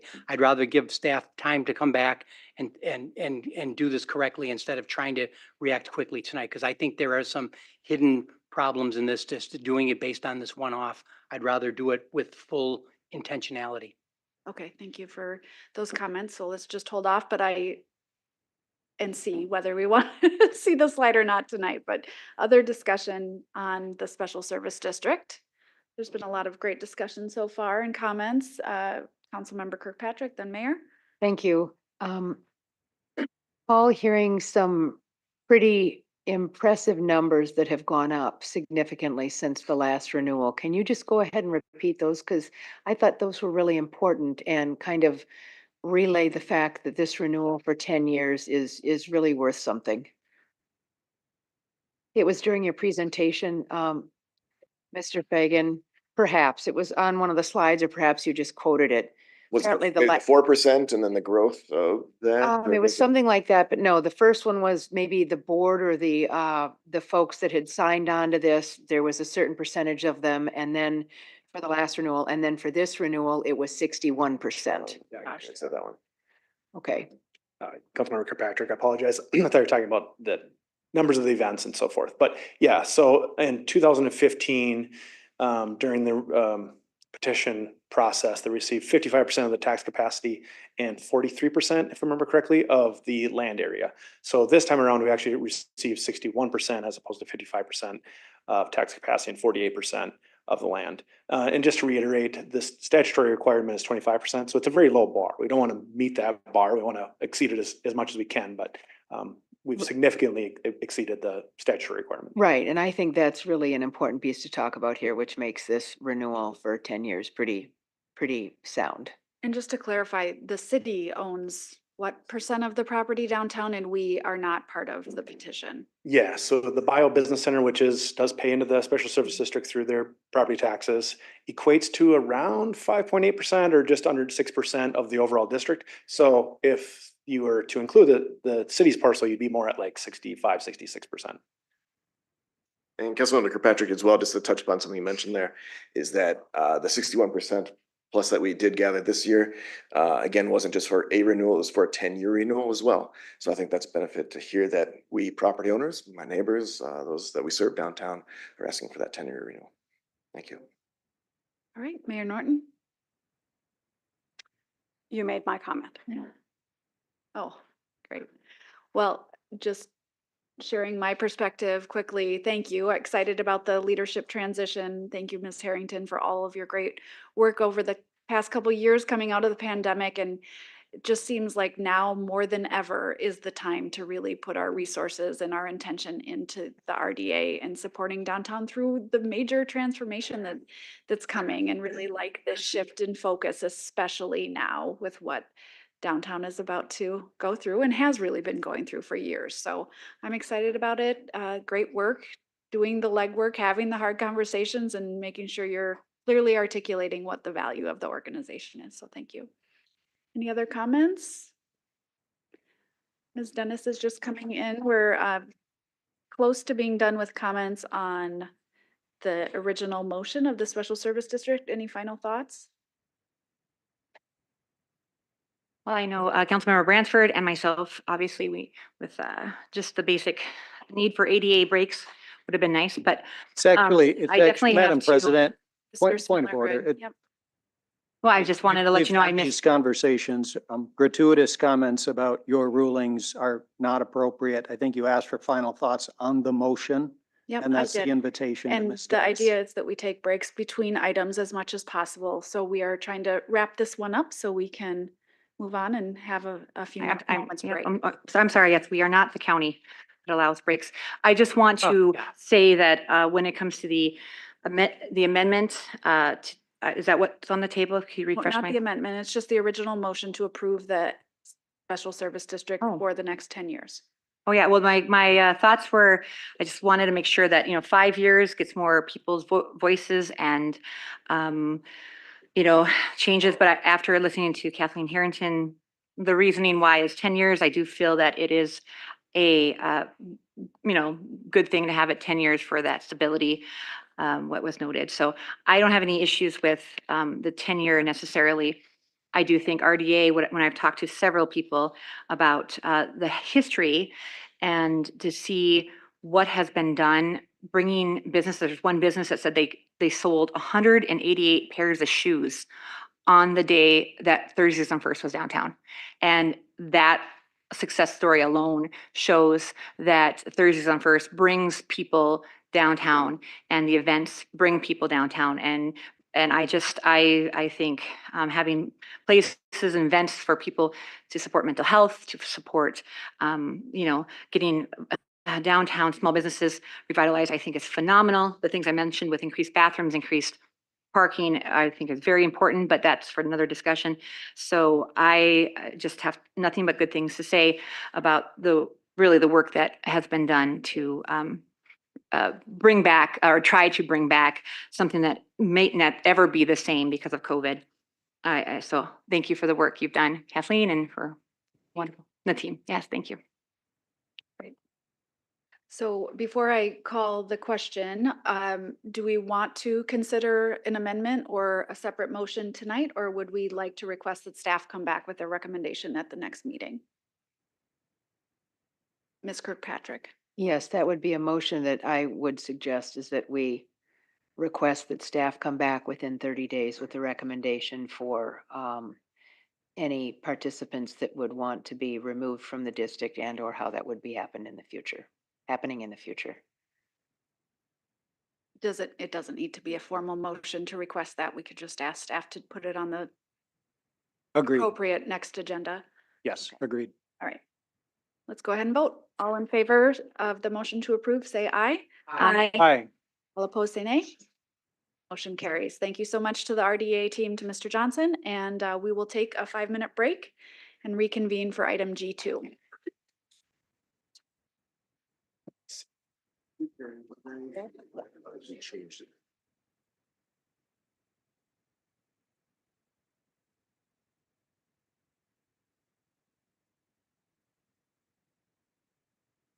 Recording stopped.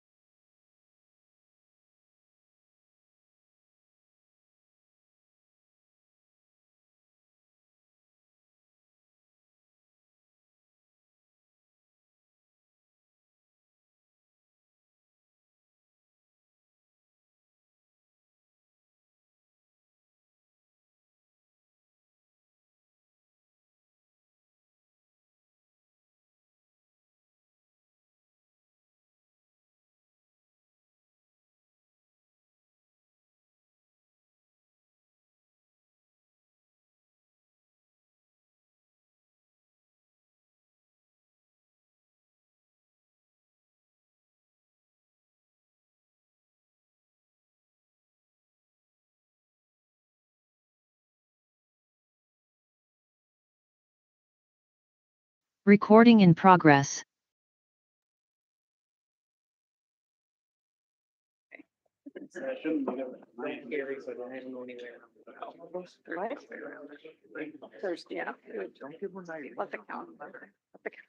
Hi, welcome back, everyone. We're moving on to item G2, and we have Ed Caples here to introduce this item. Go ahead when you're ready, Mr. Caples.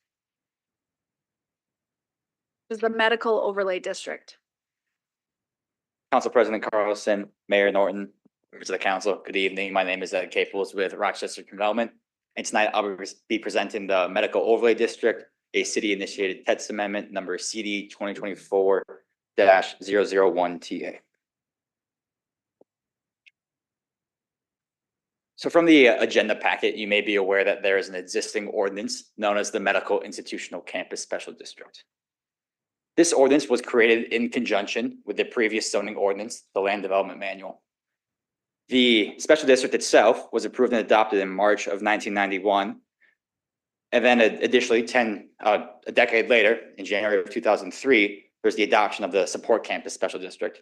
There has been minor amendments to the ordinance to increase the boundary, but since then, it essentially has remained the same. One of the main components of the special district is the development of a campus, is utilization of a campus development framework. This campus development framework essentially evaluates the special district from a holistic approach. And one of the key contributors to that campus development framework is the requirement of a 5-year planning document. This document outlines pending and future development with a 5-year outlook.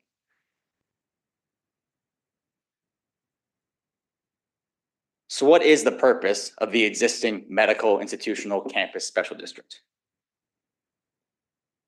Prior to the implementation of the special district, so prior to 1992, there's a lot of uncertainty, both for the public and private sectors, as it relates to expenses, timelines, as well as all sorts of development and where it's going to be taking place and taking shape. Each site, prior to the adoption of the special district, was reviewed individually and did not take a holistic or campus-style approach. This campus-style development framework assists and encourages future development, and from a public sector perspective, helps plan for future infrastructure and future public investment.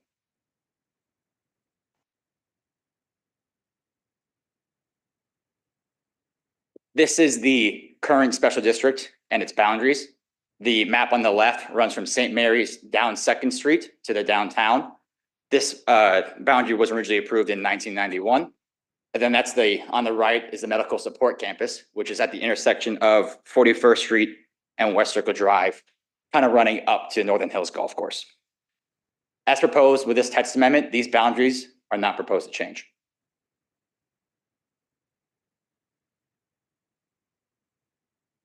So why update the existing special district?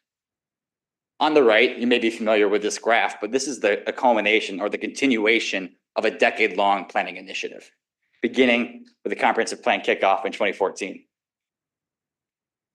More recently, during the adoption and implementation of the UDC, staff and Clarion took a very close look at the special district and decided to put it off and wait after the implementation and after the UDC has been in place for a handful of years to really understand what is working and what isn't working.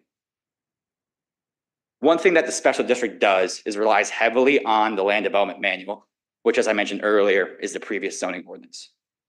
This is one of the main reasons to update the special district to reflect the transition that we've made to the Unified Development Code.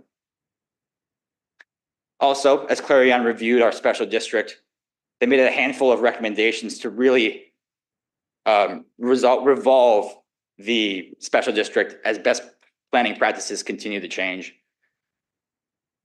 Finally, the special district still has to comply with the UDC requirements, but the medical overlay district really complements those requirements, and they really work hand in hand.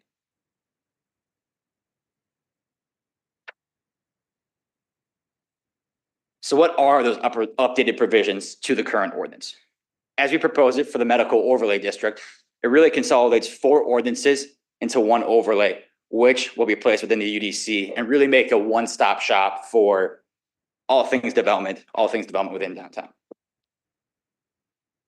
One critical component to the current special district is the 5-year planning document.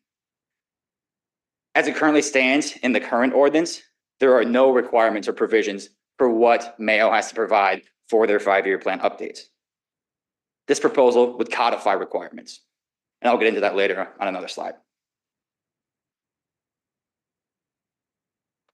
As I mentioned on the previous slide, the special district also relies heavily on the land development manual, and this would kind of update those standards to refer to the Unified Development Code.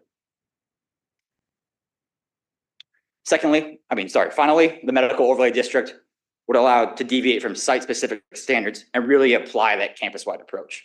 When I say campus-wide approach, think campus-wide parking, campus-wide signage, and campus-wide landscaping.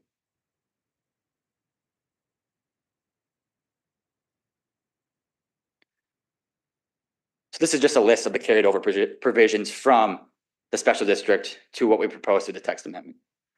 By and large, the spirit of the requirements remain the same. I'll just touch on a handful of them. The top one, procedures and permit administration. Through the special district, it's required that the 5-year planning document go before the Planning Commission and then the Rochester City Council for review and approval.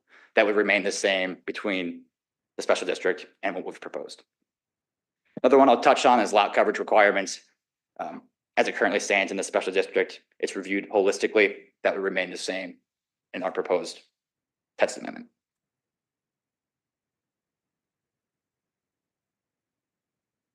So this is the list of what we propose to be the 5-year planning updates. I'm not really going to touch on any of them. Right now, they're currently provided by Mayo through their 5-year plan.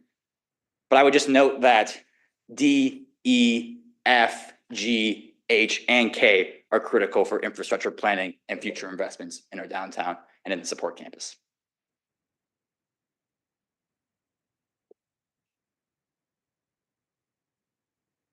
So kind of bringing it home, I would just emphasize that the current special district and what we've proposed through the text amendment supports collaboration between the city and downtown users.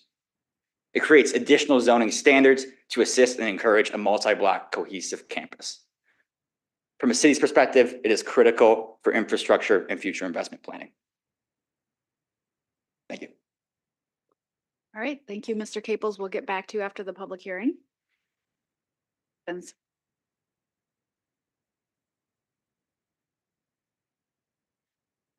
I will open the public hearing and invite Mr. Skolnick right back up.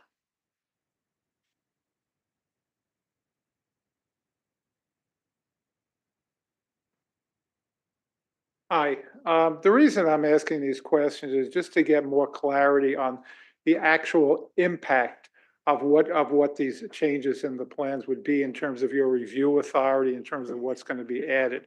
I'd like there's a lot of talk here about they're changing from one plan to another, but they don't really clarify what would be different about how much review there is. Will there be more review or less? What actually will be the impact of this on the council workload or on their own workload? What exactly will this mean in terms of the community? Do we have less things reviewed, more things reviewed? Like, what exactly will the impact be in terms of your review authority? What will the impact? Because if they're talking about, well, we're going from this plan to this plan and that plan to this plan, that's well and good. But in terms of the consequences to the public, what exactly will we see as the difference in terms of the review? Is there less review on Mayo? Does Mayo have more review? What exactly is the impact on their workload, on the staff's workload, on anyone's workload, on what you're going to hear at the council level? What's the difference? That way, real examples, not it's going from this plan to this plan. Just what is the difference really, in just some concrete examples. That's all I want. Okay. Staff didn't even start your timer. They were confident you were going to finish within the 5 minutes, Mr. Skolnick. Yeah, no, it wasn't. It was great. All right, Ms. Sexton, come on up. Please introduce yourself. You have 5 minutes. Thank you, Council President and Mayor Norton and members. My name is Erin Sexton with Mayo Clinic, and I'm here to express support for the Medical Overlay District. This has been a great collaboration for many years. We understand the need to update it to reflect the UDC, have appreciated the collaborative nature of the work with the city staff.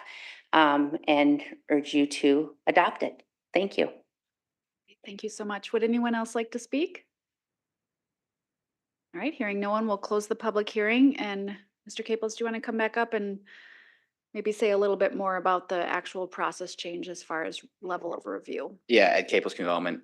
So kind of as I mentioned in one of the slides, the permit administration and the actual site development review itself does not change at all.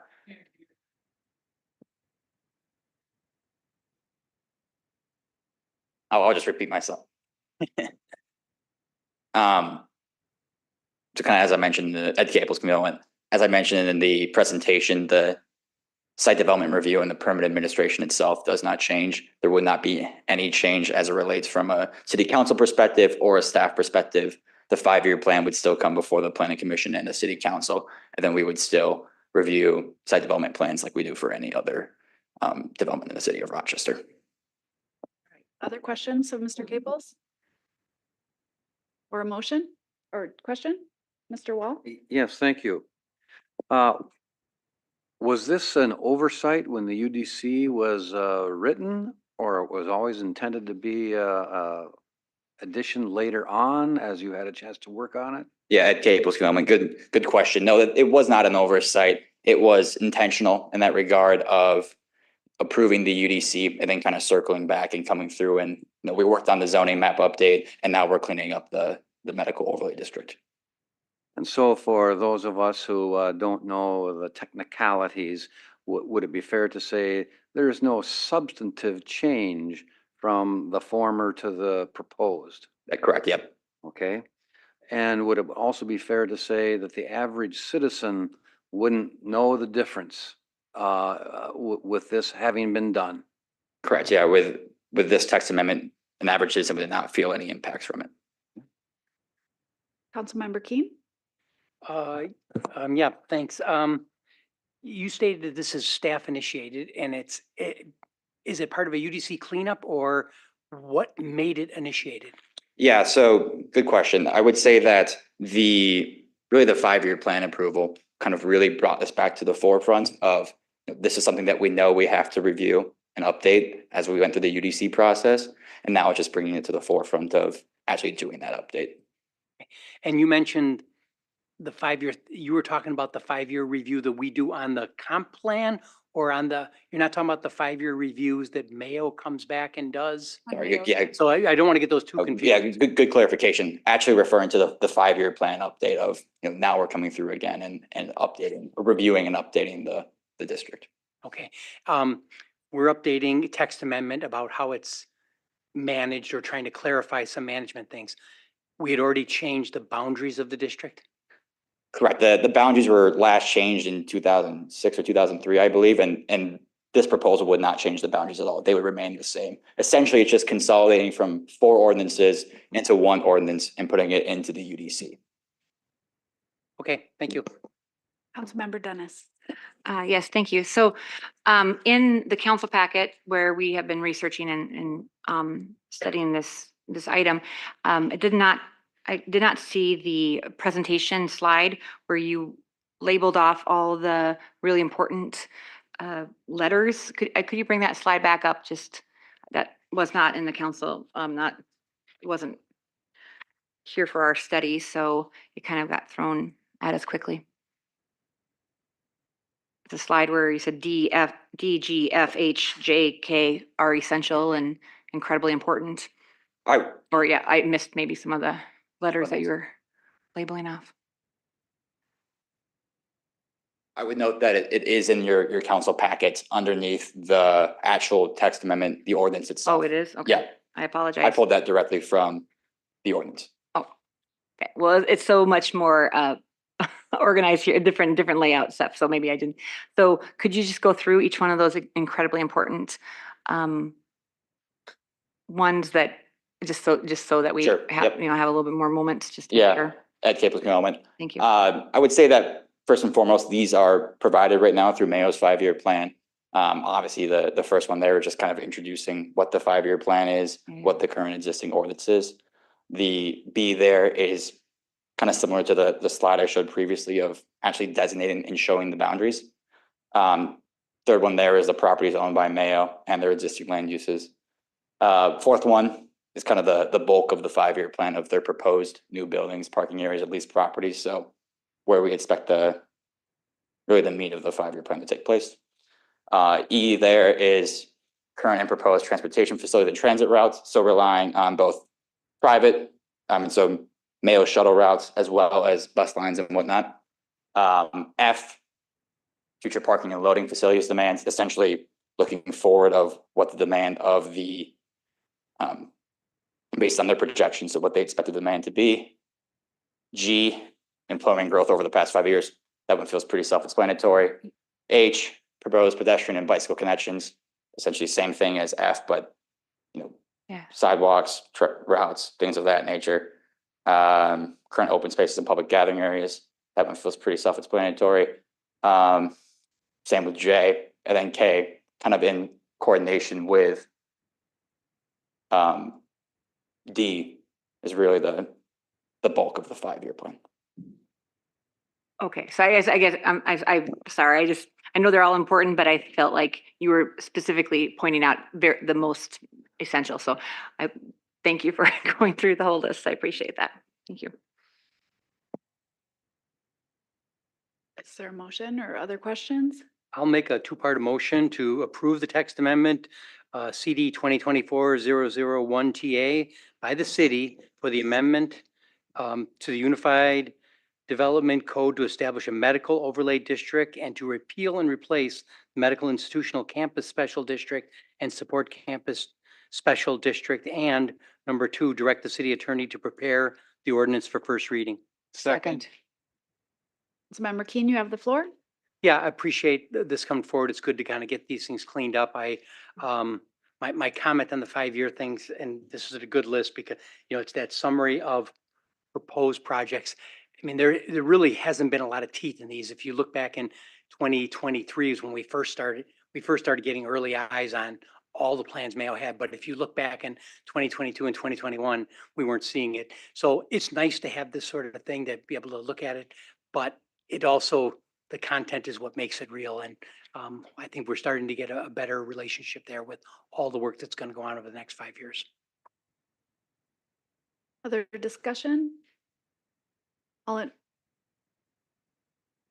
Ms. Dennis, are you about to say something? Yeah, no, I appreciate the, it is very complicated. I mean, there's a lot of fine print in here. I just want to make sure we're not giving up any kind of oversight with this, these updates. So that was my only concern, but what the questions that were asked by Councilmember Wall and others, I am taking it that there is no big changes that this is doing other than just maintenance to the UDC. So I'm okay with this if that is the case, if there's no huge difference between what we have been doing and what we're doing now, just making the wording better. So I would be okay with this. Thank you. All right. All in favor, say aye. Aye. All opposed, say nay. Thank you. Thank you, Mr. Caples. All right, that's it for public hearings. We're moving on to reports and recommendations, and we have Kristen Cartwright here coming up to talk to us about everyone's favorite subject, the proposed ordinance amendments to Rochester Code of Ordinance, Chapter 5-23, relating to the regulation of cannabis.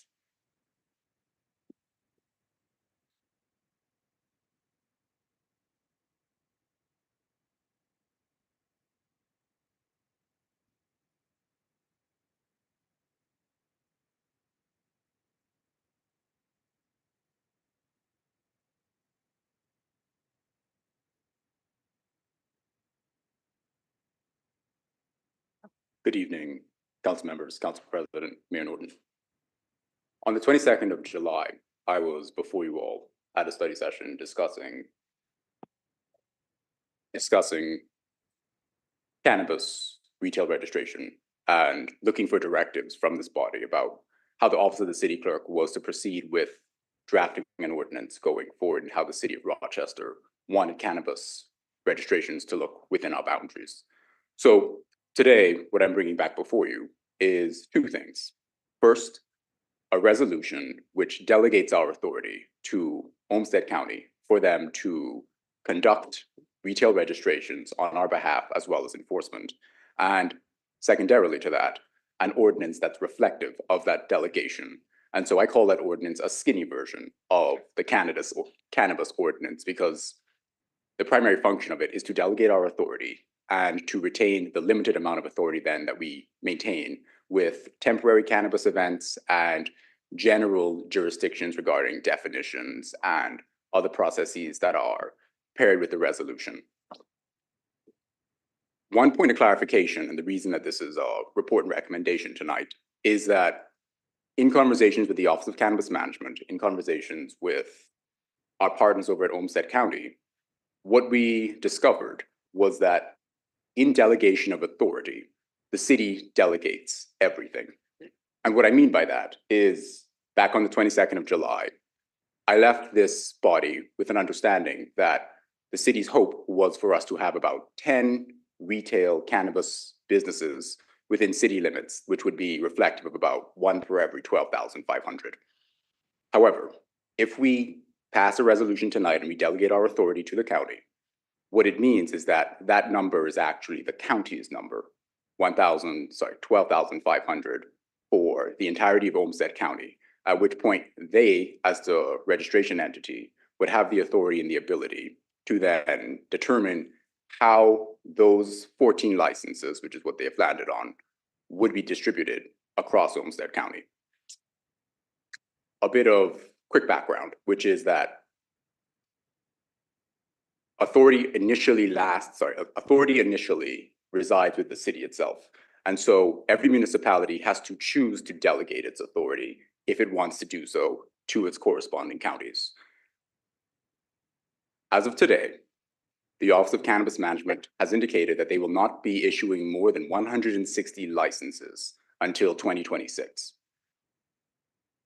The issuing of those licenses, per their intent, is through a true lottery process with no geographical considerations, which means that it is irrespective of whether or not the population centers in St. Paul or in Greater Minnesota, et cetera, et cetera. How they intend for it to work as of today is basically for a true drawing out of the proverbial hat. And so there is an equal likelihood that Olmsted County could get 1 license or all 14. The reason I keep saying as of today is because the rulemaking process is occurring right now. And as part of the rulemaking process, just painting the entire picture, as part of the rulemaking process, the kinks are being ironed out about whether or not their intent and their plans will go forward, or if there will be further considerations, further changes in the days going ahead. Because the reality of the situation is that we are on board, but the plane is being built as we're flying. And so things continue to change, the situation continues to evolve. I put all of that in the background so that you have a more robust understanding of the framework in which you are making a decision tonight. And so, per the memorandum that was passed around to all of you last week, that is where I am looking for direction. The staff's recommendation is such that we proceed with a skinny ordinance, that we proceed with the information as is presented before you, because the benefit of going forward, even with the possibility of 14 licenses, is that the cost differential between 10 versus 14 is still significant.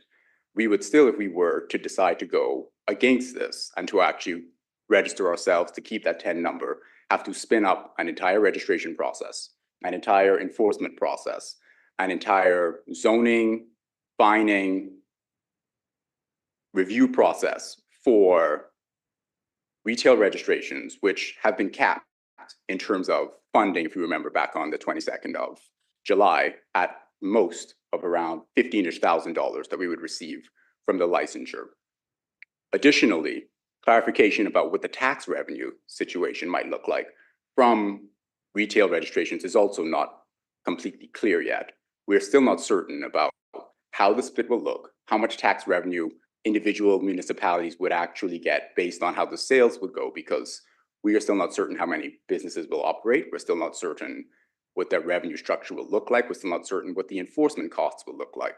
And so there remains benefit in adopting a wait and see approach, in seeing at least over the next 2 years, if not more, what enforcement, what registration, what retail cannabis in general looks like, and partnering with the entity, the county, which has some level of staffing, some level of similarity in the way in which they license and review smoke shops, tobacco shops, that would be beneficial for the city in terms of us partnering and reviewing their processes and how things could go over the next 18 to 24 months. Thank you. Council President Carlson, may I just add one thing?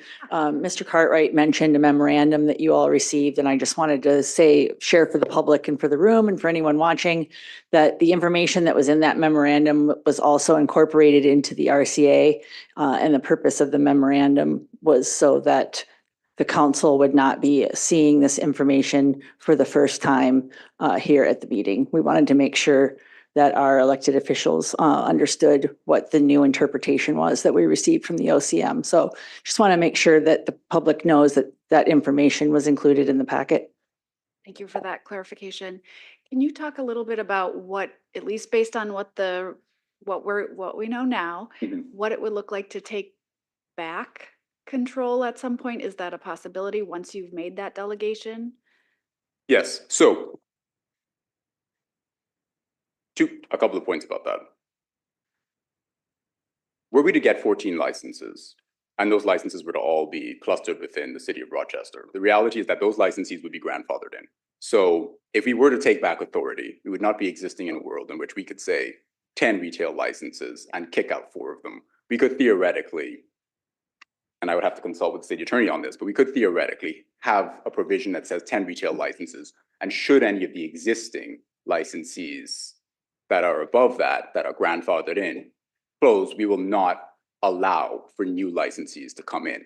And so that those 14 would be grandfathered in. We couldn't make them close, but what we could possibly do, and again, I would have to consult with the city attorney on this, would be see if when those licensees close, if they close, if we could maintain that number. And so we would drop from 14, 13, 12, et cetera, et cetera. Okay. All right, Mayor Norton, go ahead.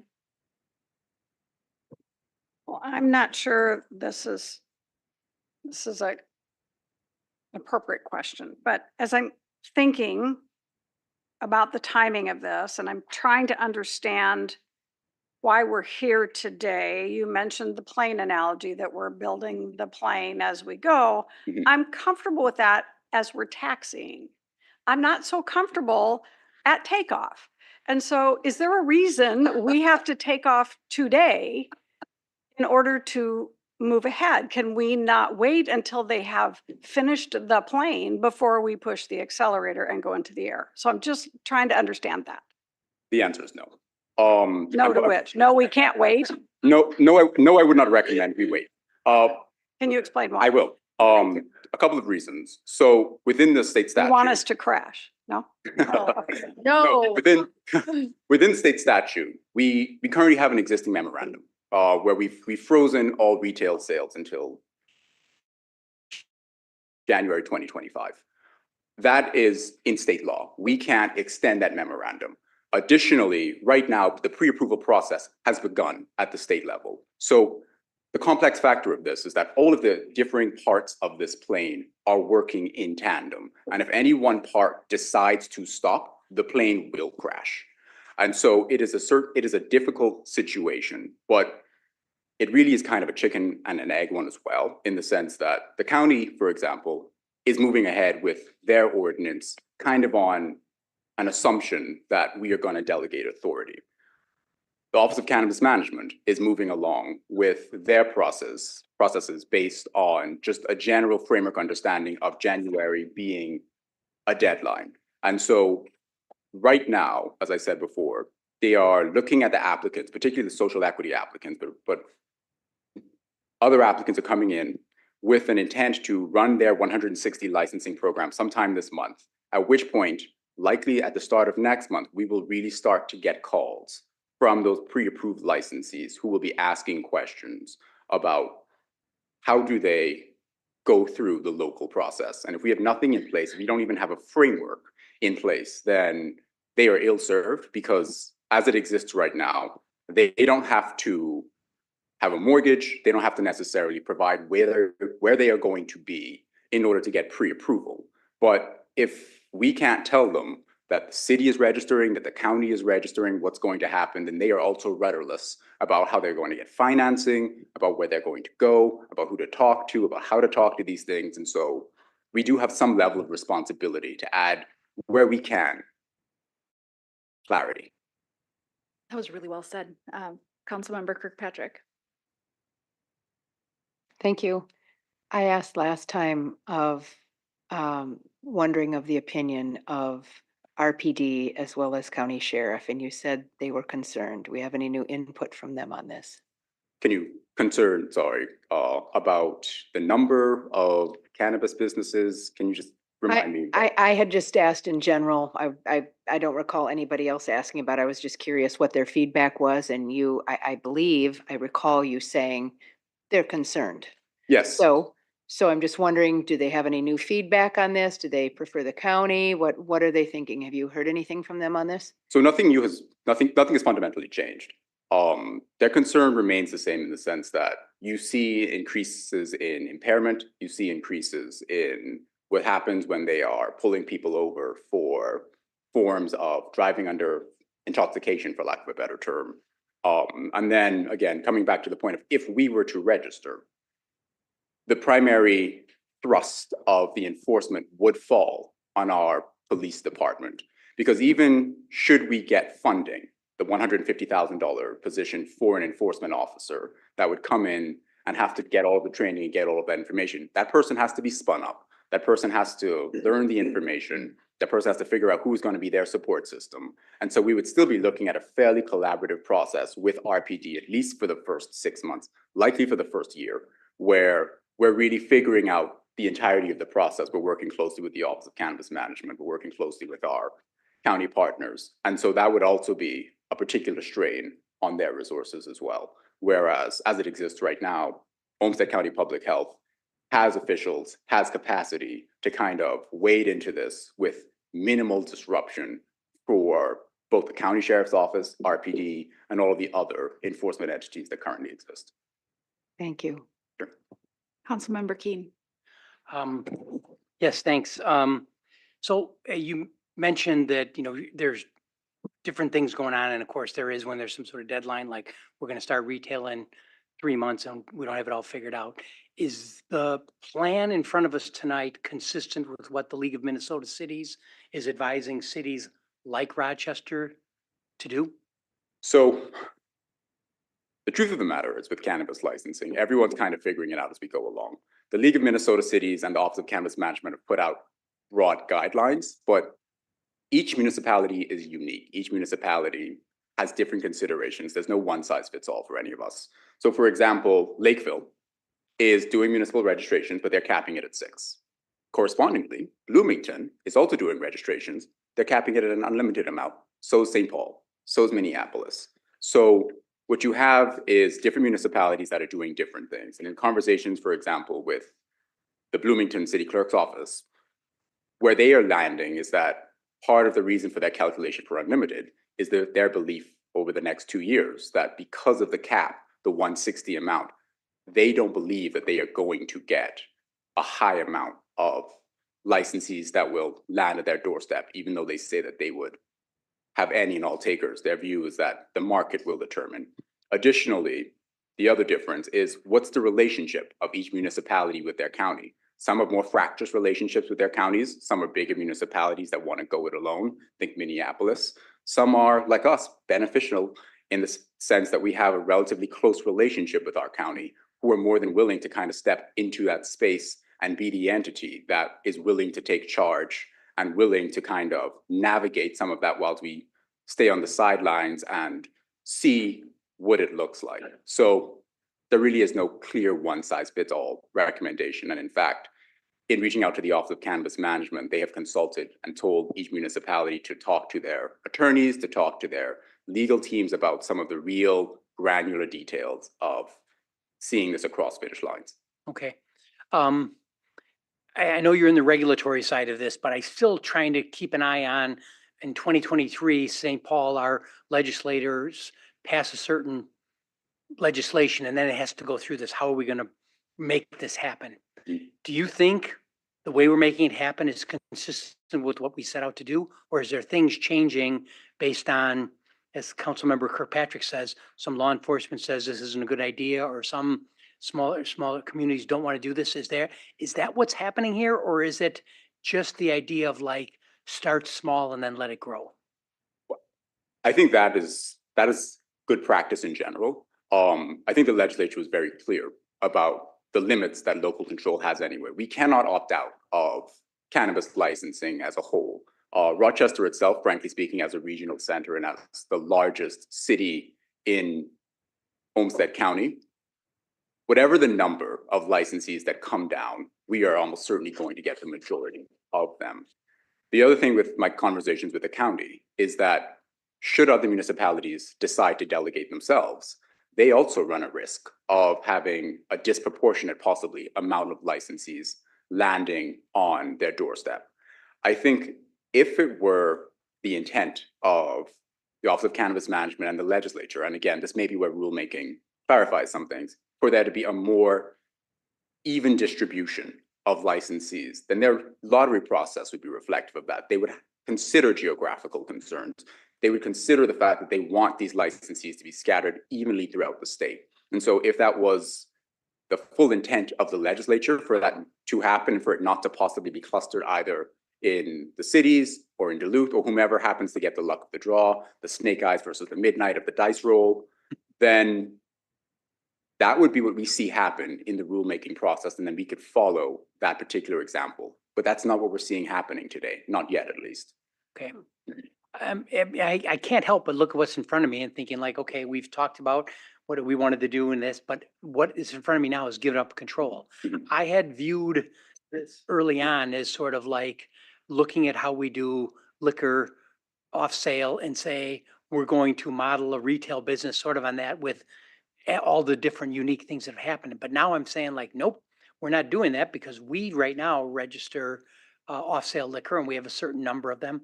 But in cannabis, we're not going to have that control or that ability anymore. Is this a valid worry on my side, or is this like this is just a good efficient way to start, and then future councils will have the ability to make changes as we see which way things go? That would be my viewpoint. My viewpoint would be, again, going back to the 2-year 160 license framework. There is the possibility, as I said before, that Olmsted County, let's say, gets 20 licenses. Olmsted County then has to run its own lottery system and figure out who gets those 14 and which, remaining licensees are just unfortunately left out in the cold. But what is likely to happen, just statistically, is that we are not going to get 14 licenses. We're going to get 8 licenses. We're going to get 5 licenses. We're going to get 10 licenses. Now, will all of those still be in the city of Rochester? I cannot determine that. It will kind of depend on demand and on market. But I still think, even in that particular instance, that there's a great deal of benefit in delegating our authority to the county right now, because things change, the evolution changes. But as the statute is written, it empowers cities first, and we delegate our authority second. And so if we choose to take back that power, we always have that ability to do so. However, the world in which we register licenses and then turn around and ask the county if they are interested in taking delegation authority, I think is not quite as likely. Yep. Okay. All right. Well, I guess I'll just. No. Oh, not a motion yet. No, not a motion. I just leave it at this, that, again, it is still confusing to me that we have this idea that we start municipality, but it seems obvious in our specific situation, being 70% of the county, that it makes perfect sense to do this. I would be more remiss on this or more concerned if not for the fact that this council or future councils can change through ordinance and pull back control. So based on that, I'm just communicating a bit with my peers now that I'm coming around to the idea that this is the right way to start out. Okay. Couple more questions, Councilmember Wall. I'm going to go with the plane analogy. we might get this baby off the ground somehow. But it is so, I mean, it is just, the rollout of this is just so fraught with uncertainties. League of Minnesota Cities, the Legislative Concern Committee that I sit on, and so many people who are really frantic about what's going to happen. The lottery thing, and you've explained that so well, both in print and tonight. Just by statistics, Olmsted County should get 5 out of 160 based on our population. Yes. Should get 5. 160. There are 87 counties in Minnesota. With a great deal of our population in a 7-county area, I can see many counties not getting even 1 license if it's strictly by lottery. And I can imagine the outcry I mean, just to do this thing by pure luck of the draw, again, just seems so short-sighted. How does Olmsted County or Rochester plan for 1 or 14 or any number in between? How do you staff up for regulation of a number that you don't know? I mean, I agree with you, Mr. Cartwright, that to cede this over to the county is the right thing to do, because this is in their wheelhouse of registering things and looking at health and human concerns.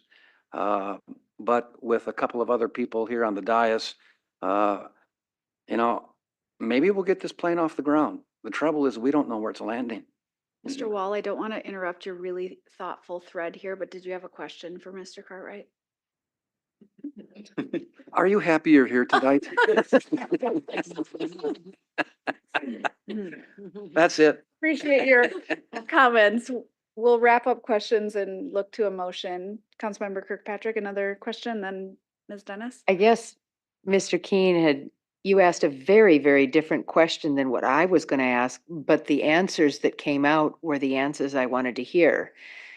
I guess my concern, and your voice, I have to tell you, just kind of lulls me into this calm, and sometimes I'm just unaware of where the time has gone.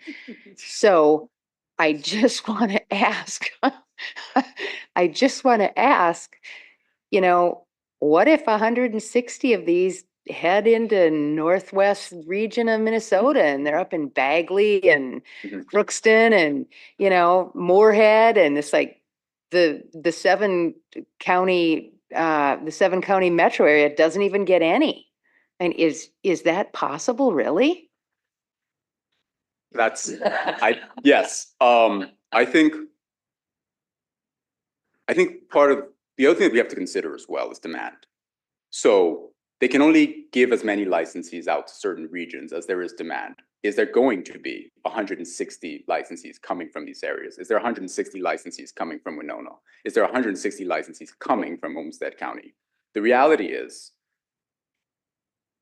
the majority of the licensees, just based on market share, based on profit, are probably still going to be centralized in the greater metro area.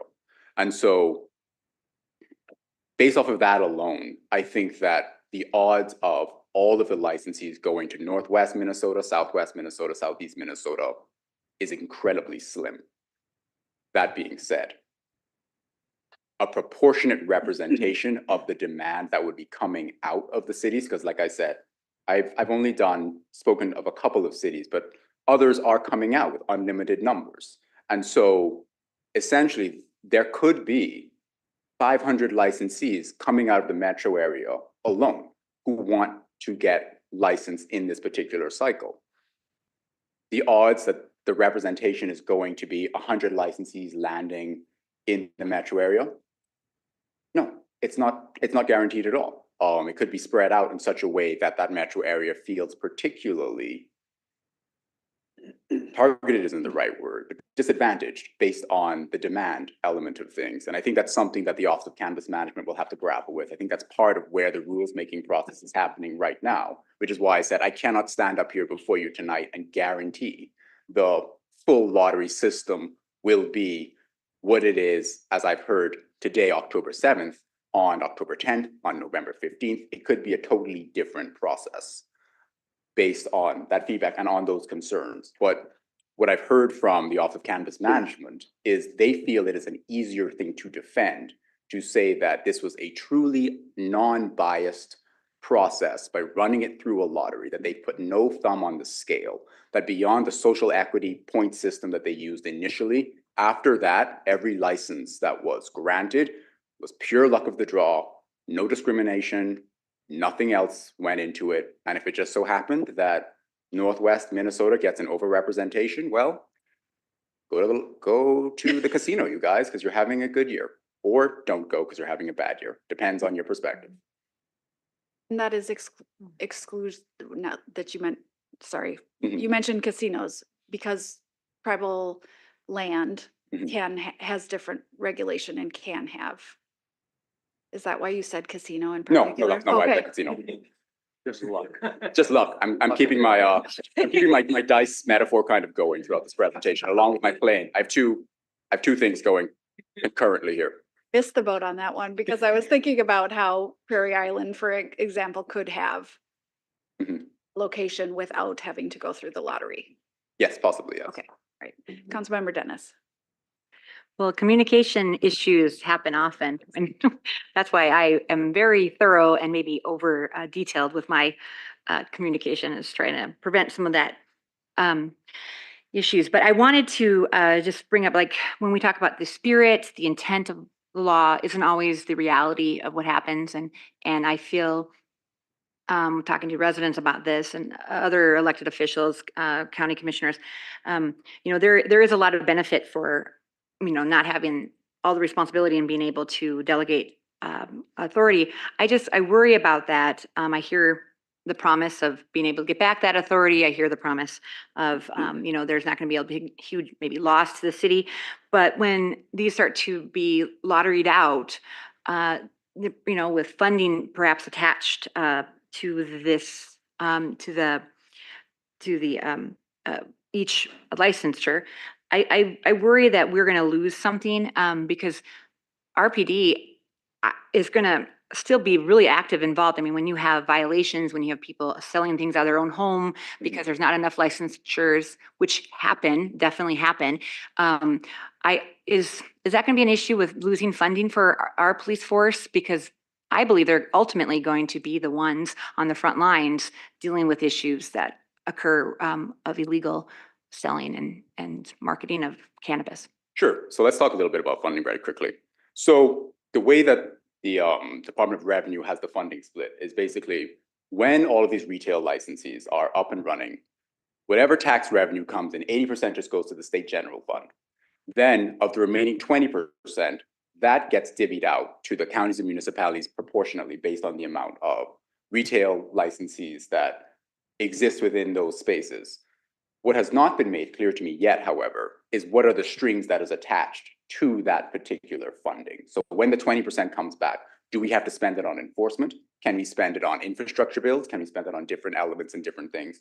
That has not yet been made clear to me. And so, again, coming back to the point about this lack of clarity and why I don't necessarily want this council or the Office of the City Clerk to overcommit too early, is there still remains an incredible amount of benefit in seeing what this looks like a year from now before maybe making a full dive into registration, regulation, and all of those things, because the money may not be there. And so there's that part of it.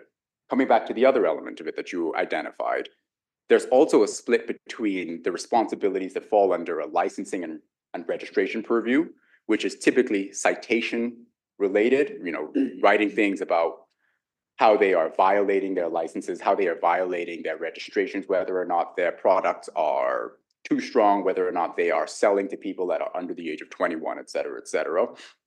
And all of that goes through Olmsted County Public Health, should be delegated.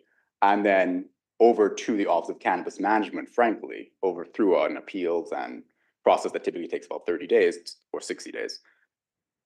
And felonious or misdemeanor conduct, which is a different lane and a different space and would always exist, regardless of whether or not we were registering. If a person is carrying more than the amount that is prescribed in state law. If they are, as mentioned earlier, driving whilst intoxicated, if they are off on the street without a license, selling to small children, those are all offenses that have still some level of criminality attached, and they are separate from the retail registrations that we're talking about here today. Thank you for clarifying. I was feeling like some of this conversation has sort of conflated two different sides of the issue, and that was helpful to differentiate. Yeah, no, I hear what you're saying. I'm still waiting back on the chief of police too. I was gonna, for quite a while actually, to do a ride along and talk to some officers about what, their thoughts are on this. So I still have to get back on that. But I feel it sounds to me is it's easier to say, oh, we just want to minimize our authority. We want to pass the buck over to the county. And, it sounds easier, but I don't know. I mean, I'm speaking from someone who's not in law enforcement and haven't had a chance to talk to people about this. But I feel like there's going to be more paperwork. There's going to be more of like, oh, you're violating this. Oh, now we have to get the county involved. Like it's going to be more steps. And I feel very strongly in having regulations because I don't want the youth or anyone, visitors coming into Mayo or, Rochester's. I'm going to point of order this because you're going down a vein that's not what we're looking at. We are looking at the county driving registration process with regulation as in partnership with the state. It's not that there's no regulation. It's just that. No, I understand there seems to be tons of issues to be ironed out. And of course, that's going to be the case in anything hugely changing like this law. So I am not negating that there's a lot of details. I just don't feel that we should give up our authority as a city, even though I really much admire and work well with the county commissioners. I just feel like we need to keep that authority, not delegate it. We need a motion. We Well, are okay, I'm into sorry. discussion. Would you like to make a motion? My question is, I guess, with Rochester, of course, there's, it's a lottery system, so I get that. But Mayo Clinic has that ever been like, I guess, I don't know, like, with the uniqueness of our city, having Mayo here, and of course, in the next 7 years, I mean, our town's going to be completely different. Has that been looked at how Mayo's going to work in with, I don't know, I guess I just enforcement or connections with the county or the city or whoever, has that been looked at with their need, with their huge amount of people that come in daily who might use cannabis because of many issues, that cannabis provides or doesn't provide? Ms. Elms? Councilmember Dennis, I think I hear where you're going, and I guess I would just point out that currently in the state of Minnesota and prior to the establishment of this new state statute regarding recreational cannabis, there has and is still in place medicinal products that are already regulated. So we likely already have that sort of relationship and data that is handled. So this is really just the recreational component and licensing recreational retail within Olmsted County. I do think it's also important to point out that we aren't if the council votes for this, you're not giving away the city's authority. You are delegating the authority within all of the regulations that exist and that are forthcoming in the rulemaking. And we have a good relationship with the county. And if there was concerns, it's not as if you would be delegating this to somewhere in another state somewhere. We're in the same building.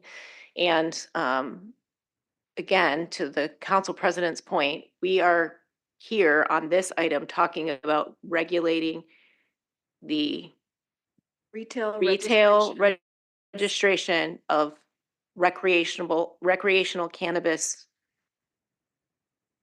establishments, and that would be delegated to the county, just that portion. Any response that is currently happening for illicit drugs that are being sold in illegal manner, that happens now because now you can't actually sell cannabis or many of the other drugs that are listed in the list of illicit drugs, are already being handled and will continue to be addressed by the police department and the sheriff's office in any scenario, whether you delegate this authority or not. Thank you. I'll take a motion. Oh, Councilmember Palmer, you have a question? Motion? Go ahead. Okay. I'll do the action requested, adopting a resolution approving the delegation of authority for cannabis registration and regulation to Olmsted County. And number 2, approving proposed ordinance amendments to Rochester Code of Ordinance, RCO, Chapter 5-23, relating to the regulation of cannabis, and directing the city attorney's office to prepare an ordinance for the first reading on October 21st, 2024. Second. Councilmember Palmer? Enough has been said. Right. I would just add, I haven't had a chance to say anything yet, and I think Ms. Zelm's comments were spot on. If we were looking at delegating to an entity that we had no relationship with, this would be a totally different conversation. This is our county government in which we partner across so many different areas of our functions. So I assume that in the future, when the numbers start to change, if that 12,500 number does change, that we would have conversations with the county about how much they would potentially increase from 14 to whatever they would be allowed to. This isn't, they wouldn't be just making decisions by themselves in isolation without the city's input. That's correct. And to be very clear, and elections happen, so the makeup of the county commissioners could change, but their viewpoint has been to start slow as well, which is why they're at 14. So frankly speaking, again, Rochester is the quickest growing space in the county, so we would actually be driving a lot of the growth ourselves. Yeah. So if that number were to go up over the next couple of years, we do have a statutory requirement, obviously, for it then to go up to 15 and then to 16 and then to 17, et cetera, et cetera. But based on the makeup of the commissioners. We do have. Yes. Thanks for reminding me of that. I think this is really smart. It's the right thing to do. It's an efficient use of our resources, and I just appreciate your work with the county to make this happen. Ms. Dennis. Yeah, so just for the discussion purposes, I feel like we are beholden to the residents in our wards that we represent. I believe that the council, we definitely or hopefully have good relationships with the county, but I definitely want, I don't feel comfortable having these what ifs, like in the future, are we going to get authority back? And if there's safety issues, if there's funding things, I mean, we can always look at changing things as this gets tweaked, but to put that trust in without having things in like line item by line item signed that we will get our authority back. We need checks and balances. We need, that's why we have different branches of government. We have different levels of government. We have checks and balances. And so I think this is, an issue that is changing, and I think it would be not responsible to give up the authority without knowing more. So I do think moving slow and all that is important, but also making sure that some child doesn't get fentanyl in their whatever they buy. I really feel that having the ability to regulate and do all, and I understand the difference is what we talked about with the enforcement, but I just feel that we need to have safety. Number one, we need to make sure that we have the ability to listen and amplify the voices of our residents that we represent. And I don't feel comfortable with this motion. May I make a statement? About not having fentanyl because we're delegating to the county, is that what you were going to say? No, but if you want to make that statement first, feel free. Okay. Delegating to the county does not result in there being fentanyl that is being sold to children. Just that's not a, not a thing. Go ahead. So I want to address what seems to be the crux of your concern, which is about our delegation authority and us not being able to get it back. Should you sign this resolution tonight, the next steps that would happen is the resolution would then be passed over to Olmsted County so that they would continue moving forward with the way in which they are drafting their ordinance and speaking to the county commissioners so that they have a full understanding that they have the authority to move forward with their 14 licenses with what might be a lottery system. But in addition to that, because again, as I said before, the authority starts with the municipalities. We would have to send this resolution alongside a form that is going to be prescribed by the Office of Cannabis Management, saying that we have delegated our authority to Olmsted County. What that means then is that that form could be revoked at any point in time. We could go back to the Office of Cannabis Management and say, we are no longer delegating our authority to Olmsted County. We want our power back. And so what that would mean is that as the entity that annually will be licensing these businesses, they would say, we understand, and they would start sending those licensees to us as the authority with all of that power therein. I'm sorry, is that in writing that, I mean, if we give our authority up, and is in writing that they are guaranteed absolute without it, they have to by law give it back to us? And is that in writing? And then also, can't we do this later? Can't we delegate our authority later if we decide, well, yeah, we made a mistake here on this council and the next council says, let's delegate our authority. Does it work both ways? Not quite as cleanly. So the delegation of our authority is a partnership. The county has to want to agree with the delegation. We cannot come to them and make them take the authority from us.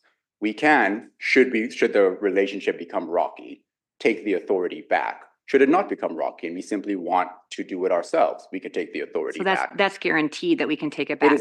It's an easier process. But it's guaranteed that we absolutely can, an easier process. I mean, it's more work to do more things, but is it, I just want to know, it's guaranteed. In state law that the city has the ability to delegate authority or keep its authority or take its authority back. There is definition within state law that local governments, including cities, have the ability to regulate and make the decisions about recreational cannabis and the location of businesses. And if we were to take it back, it would require securing or identifying and securing resources to be sure that we are staffed adequately to do the registration process. So it's not just an overnight decision that it requires planning and being strategic. It would require planning on our part, yes. Yeah. Like if we wanted that takeover to be rolled out smoothly and for it not to be a total mess that would fall terribly on all of our reputations, then we should plan it out very clearly and very carefully. Okay, let's Call the question. Yeah, call the question. Everybody's spoken that wants to. All in favor of the motion to approve as written, say aye. Aye. All opposed, say nay. Nay. Motion carries 6-1 with Councilmember Dennis voting nay. All right, we're moving on to thank you, Mr. Cartwright. Appreciate all your work. Moving on to item H2, which is the 2025 Destination Medical Center Corporation budget for operating and capital. And we have Ms. Cindy Steinhauser making her way up here.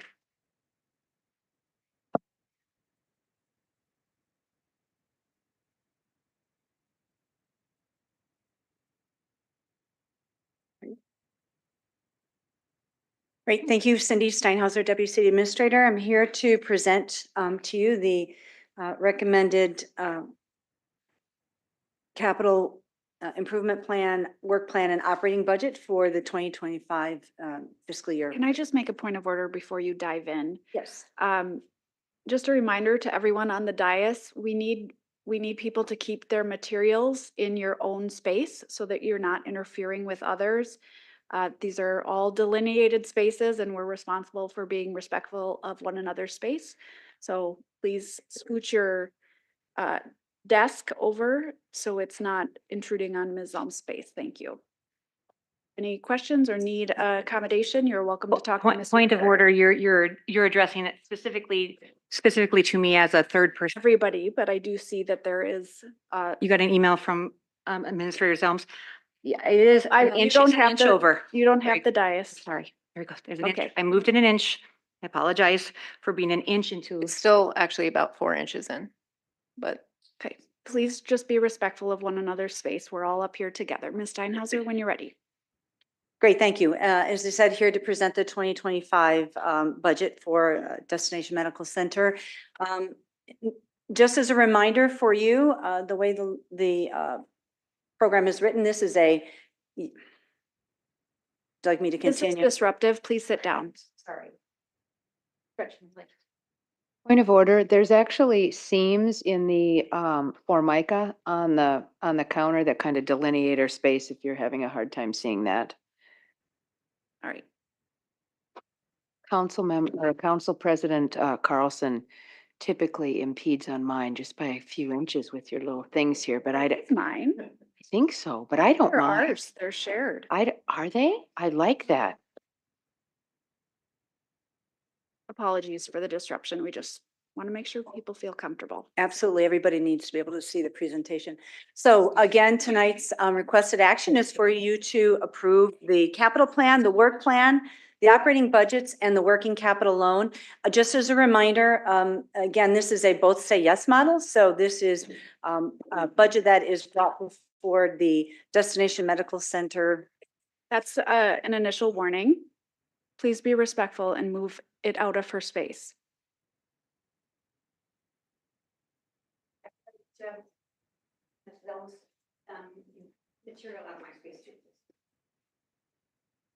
Council President, I am plugged into the only plug here. Yeah, that does not count. We able to continue? So sorry. For the record, I would like to know how Don't have the petty it floor. is for my ADA accessible, my. No, this Councilman Point of Dennis, order. you're out of order. Federally Point of order, Council President. Mr. Spindler Craig. reasonable accommodation. Dennis, you do not have the floor. Mr. Spindler Craig. The direction that you've given to the council members applies to everyone. Fairly simple rule. It's a very delineated space. There's not an accommodation question here. Want to be super clear about that. And if there's any need for any further discussion by any council member with either the clerk or administrator Parrish separately to problem solve for future meetings, that's fine. But no discussion about accommodation is appropriate. Thank you. Great, thank you. So again, it's a both say yes model. Both the DMCC board and the city council must approve the budgets. Just to help you understand, this is really a year-round process, but it really gets very intense over about a 5 or 6 month period. Here's the timeline for you to kind of understand. It's informed not only throughout the year by the policy work of this council and the DMCC board, but it is also a very intentional process that begins roughly in May that involves DMC teammates, city teammates, particularly from admin and Finance Director Brian Anderson and his team do a really great job helping. Brian is also here to help answer questions this evening. It also is informed by our work with other departments such as the Mr. Yetzer's Development Services and Infrastructure Impact Team. We also have conversations with you individually about what we anticipate bringing forward to get your feedback before going into our work groups and then taking it to the DMCC board for consideration. Member Dennis, you are being incredibly disruptive. The one that was taken, that does not work, I will use that instead. Council President, Yes, Mr. Spindler Craig. if she needs a 3-minute recess to gather her things and collect herself, I would suggest that All you right. do that. Councilmember Steinhauser, we're gonna just take. Sure. We can start fresh with better energy going into this important topic.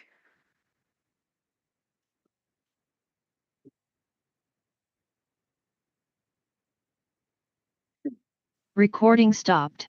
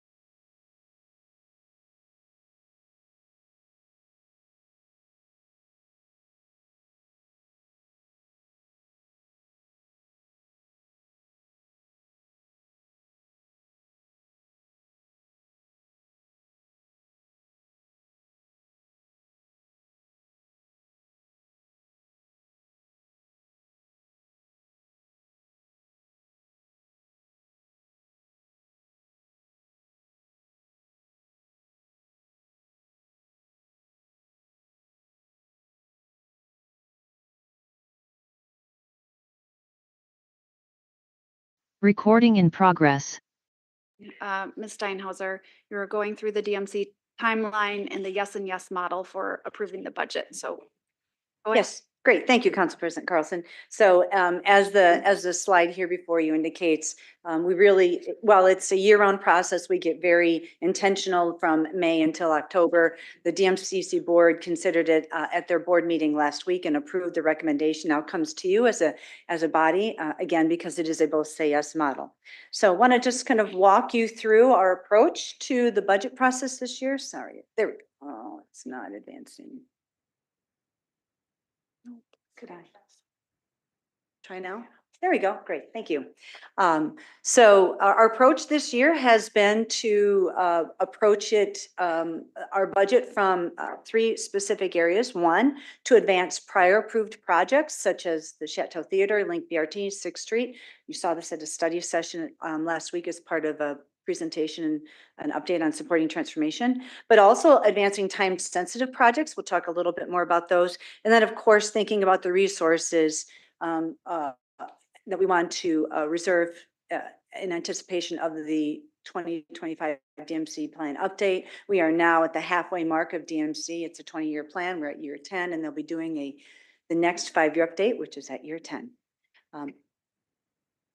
Many of the projects are here again in the, here's a image of the DMC district and highlighting the projects that we're prioritizing this year. Many of these projects you have seen, they've come before you for action or through study session updates or other updates throughout the year, and actually a number of them for a number of years. It's important for you to know that as these projects continue to advance, they will come back to you for additional action, whether there is scope refinement, whether there is bidding or award or contracts associated with them. Those approvals come to the DMC board and come to you for action.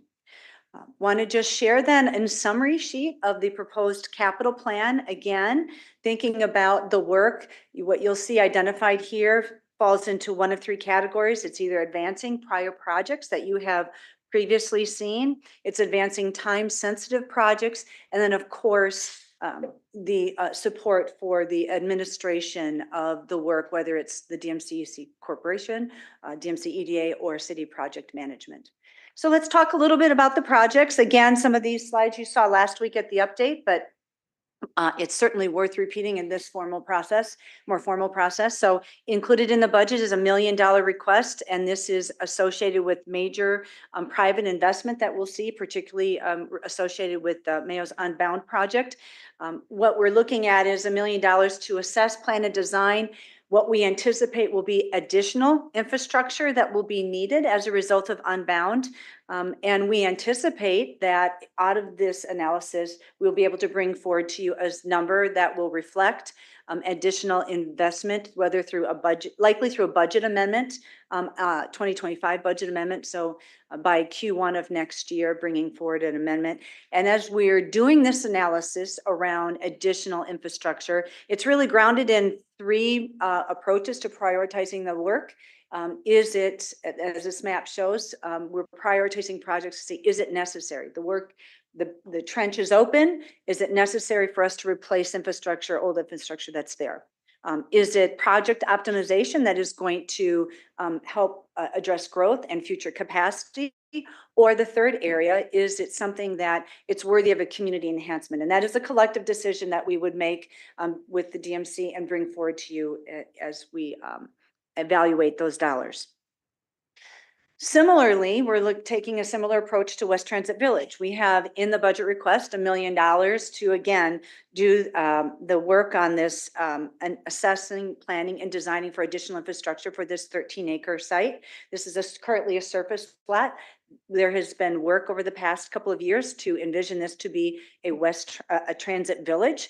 The project obviously has advanced. There's a developer been selected. They're well into the design of the redevelopment of this site. And so again, we anticipate that there will be future infrastructure needs that will need to come out of the 25 budget. And so anticipate a future budget amendment request for 2025 to support the development of the 13 acres of West Transit Village. Very, very difficult slide to read. I apologize. It's really meant to just help you understand the level of analysis and intentionality that's going into the budget assessment of what we might need for infrastructure. So this slide is really a deeper dive to understand when it comes to West Transit Village, who should own the infrastructure, who should design it, who should build it, who should construct it, or who should construct it, who develops it, who maintains it. And so it's an exercise that we're going through, and we'll be doing the same kind of thing when we're thinking about the work that needs to happen around Unbound.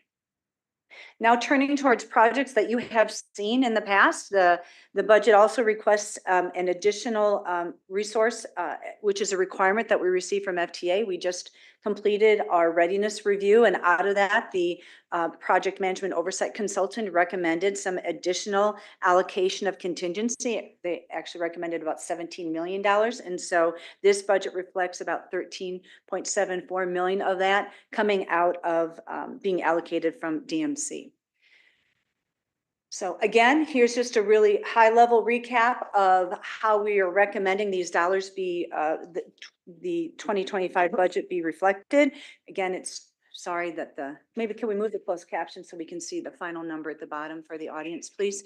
It's just over $38 million, 38,463,389 is our recommended capital plan for 2025.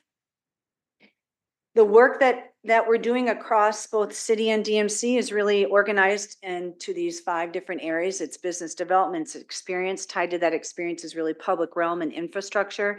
It's project delivery, not only on the projects, but also on strategic development that we undertake collaboratively with DMC.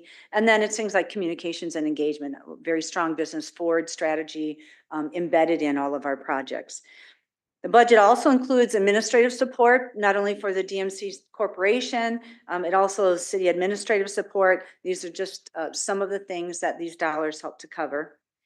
Also want to share with you, and maybe, sorry again, if we could move the closed caption, Ann, thank you. Share with you the org chart, and apologize for those hard to read on the top, but this helps you understand the partnership that we have with DMC and how the cost share happens in terms of staffing. I'll just share with you in the dark boxes are 100% DMC funded positions. So those are our project managers.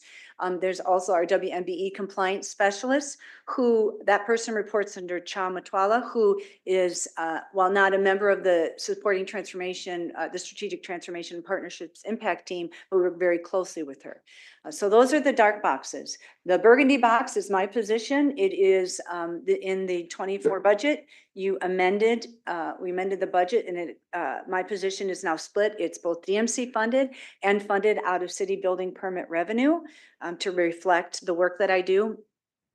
And then the, I guess I'll call it TAN position, which is our new director of construction, is again a funded position out of city building permit revenue. So you can see how we're blending the funding to help support the work that's necessary for the transformation that we're seeing over the next 5 to 7 years. So again, very quick recap of what the budget's going to being recommended to you, what was approved by the DMC board at the meeting last week. It's a both say yes model. And so we're here to ask for your concurrence and approval of the recommended budget that's before you. Happy to answer questions that you might have. Ms. Steinhauser, can you remind me why the contingency is state transit aid compared to the state and county transit aid for the Link BRT? Is that just what pot is available, or is that intentional? If I hate to ask, right, I think when we were modeling the future cash flows, that was the bucket that we suggested that it should come from based on our future cash flows. Okay, just wondering. And I should say that we are working through and going to be bringing both to the DMC board and back to you the criteria around that additional contingency. We want there to be some really tight guardrails so that it isn't just, I mean, we don't spend our money frivolously anyway, but we really want to be particularly diligent in that additional request that FTA is requiring. That was another question I had, so thank you for reminding us of that. Other questions, Mr. Ian? Yeah, again, it's a little bit of a wonky thing here, but this is what's in front of me, I think is called a DMC capital plan. Yes. But then we put in a bunch of operational things. Is that a common way we do things to get to that 38.4 million, that we have the operating budgets that we see? I always think of that as the the Link Rapid Transit or the Sixth Street Bridge is capital, but then the total really includes a bunch of things that I would not call capital. Is that a common accounting method, or just to make sure everything ties out, or is this just something unique to this chart? That is a very great question. It often confuses people because you typically don't see operation in the capital plan. But for us, it is a way for us to segment it out and keep it separate on our financial recording. So that's why you see operation dollars wrapped up into the capital. We reflect the operation in our CIP as opposed to having it get reflected in the city's overall operating budget. So it's really just to keep it isolated, keep it easy, make it easier to track and follow. Okay, so it's not a part of the cities, and that makes sense to me, but when I see the DMC EDA or just the DMC project management, I always think of those as Operation dollars. yes, correct.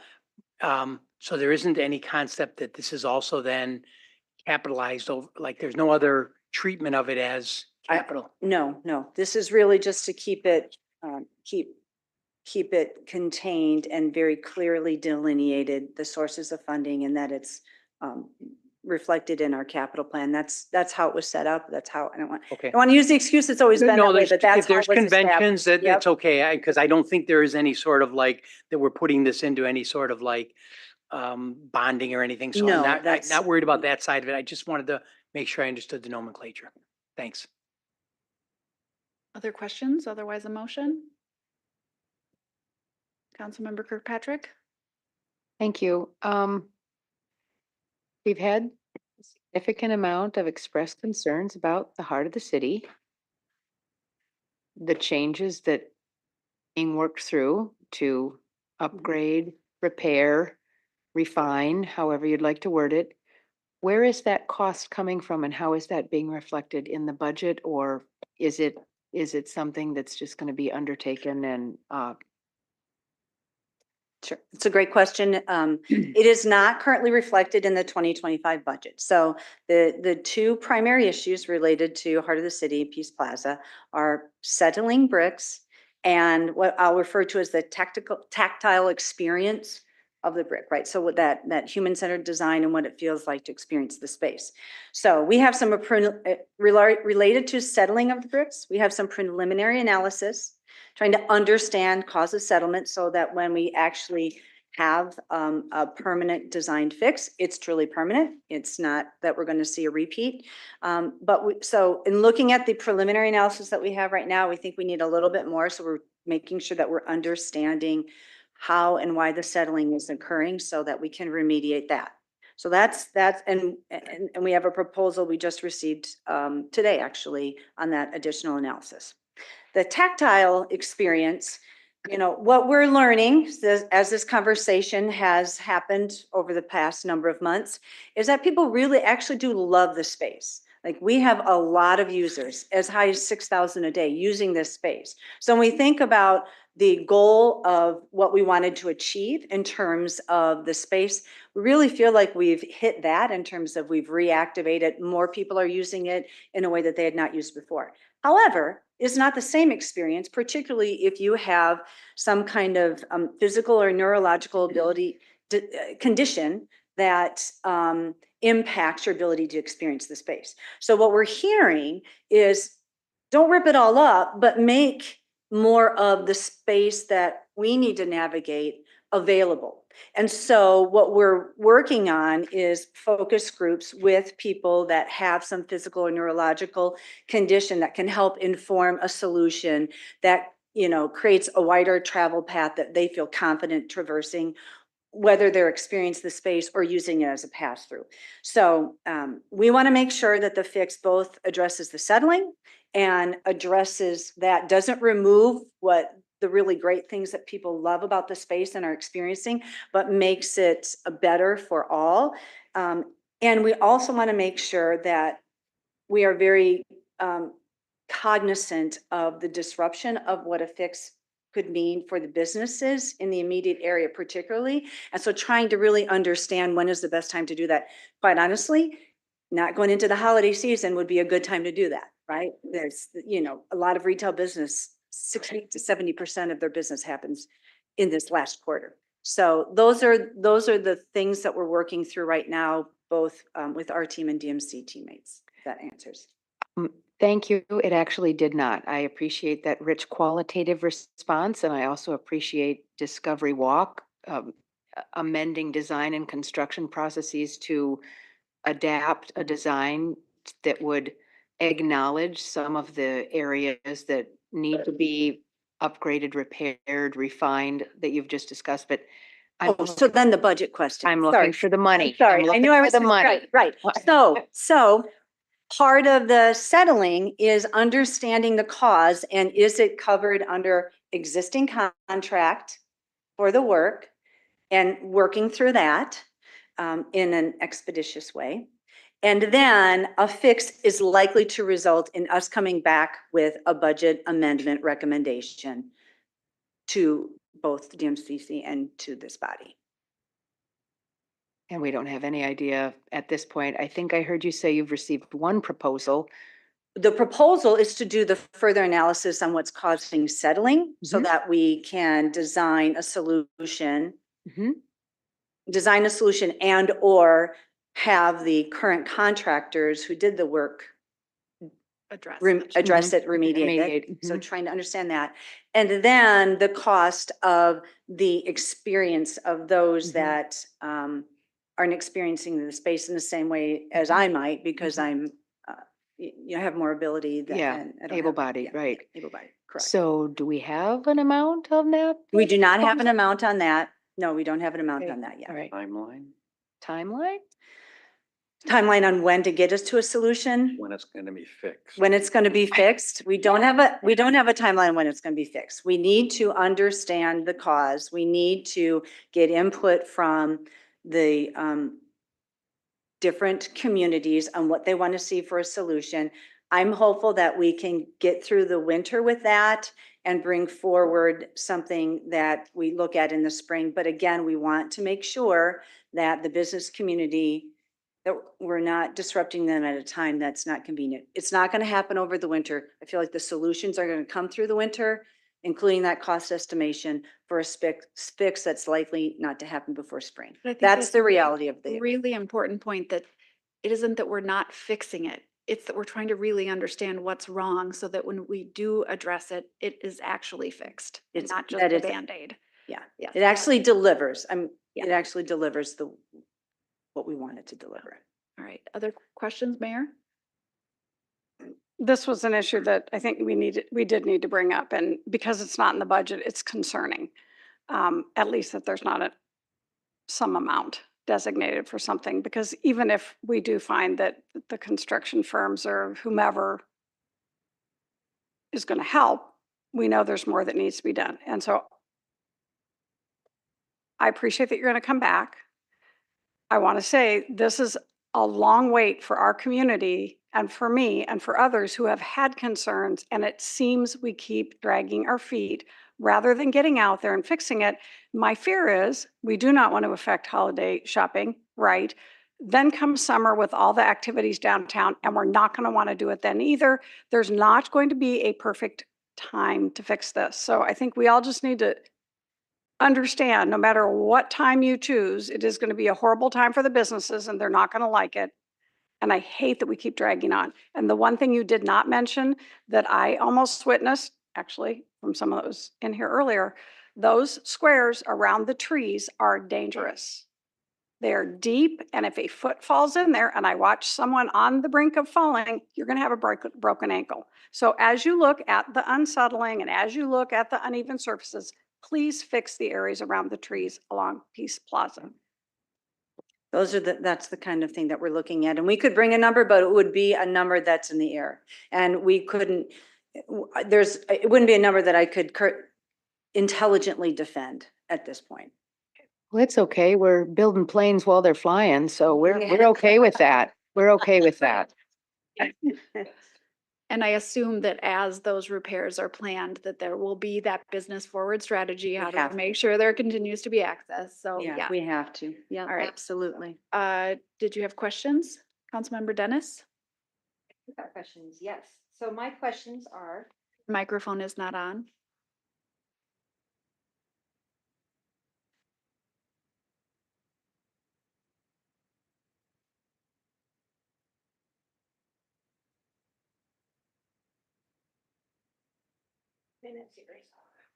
This is questions, so the 8 minutes is not relevant.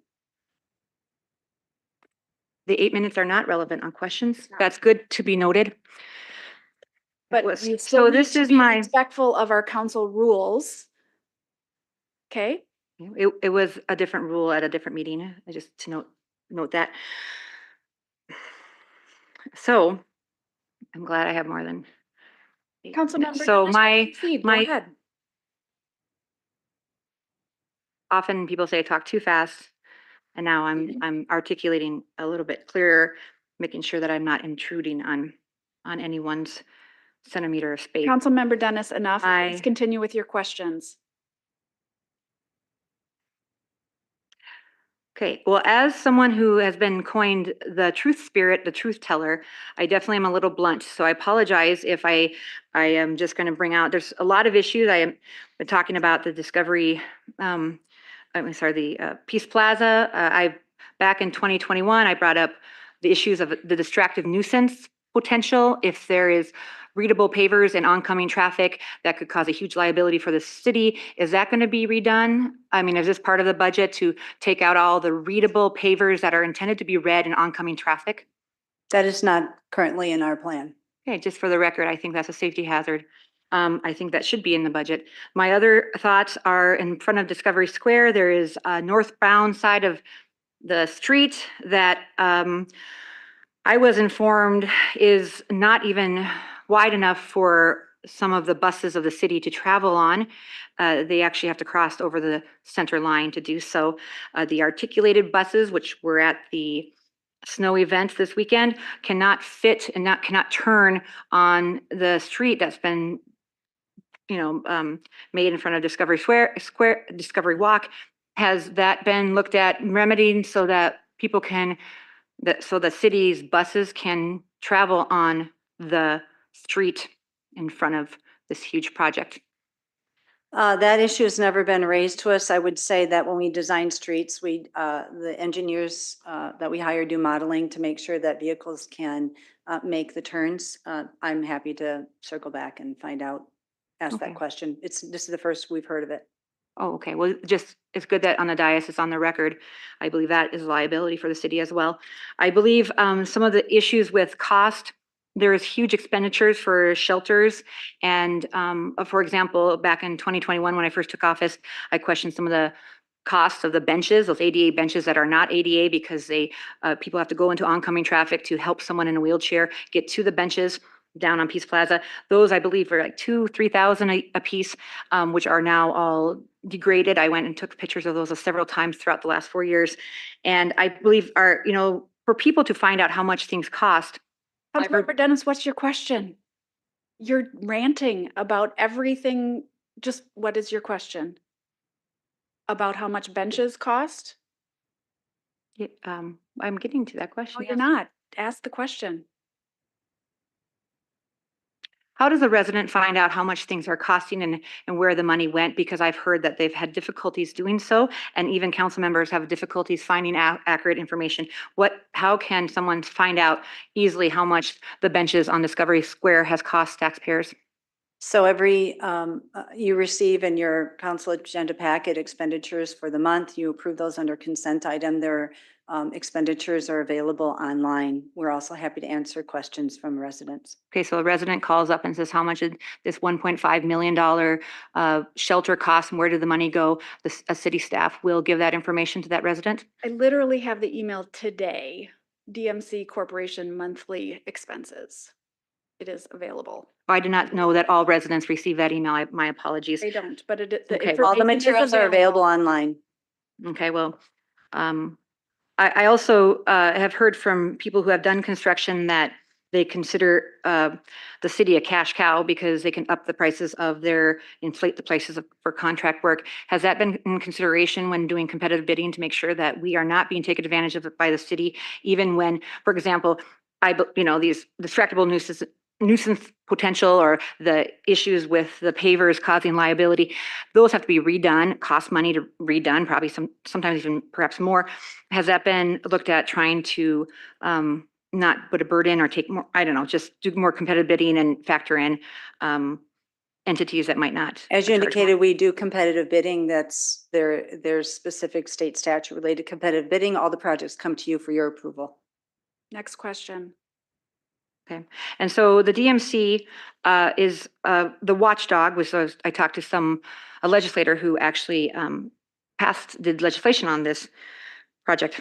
It's the watchdog. That's why people and a lot of the board members do not live in the city of Rochester. But we are, the council is the one who is bringing projects, and I feel that has not always been the case. And so That's a misstatement. I have not received a plane ticket, President Carlson, like you have from Councilmember DMC. Dennis, you're violating Rule 3C, and I will ask you to leave the meeting. Thank you. And we will take a 2-minute recess to reset as Councilmember Dennis leaves the meeting. I object Recording to that. stopped.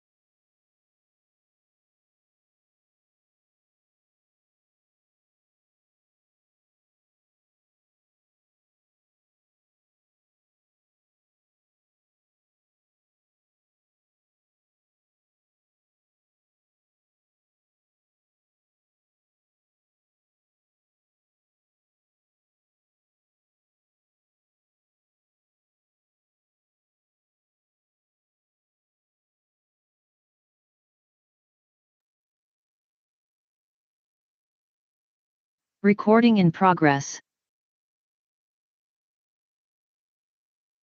All right, are there any other questions? Otherwise, we have a motion. Councilmember Palmer? I'll make a motion. There's 4 items being asked for during it, adopting our resolution, the 2025 operating budget of the destination at DMCC in the amount of $4,675,650. Number 2, the 2025 to 2029 capital improvement plan for DMC totaling $161,530,36. That which includes 2025 operating budget must above an authorized DMC funding related to the amount of 38,486,389. Number 3, extension of the DMCC working capital loan for 2025, the amount of $1 million.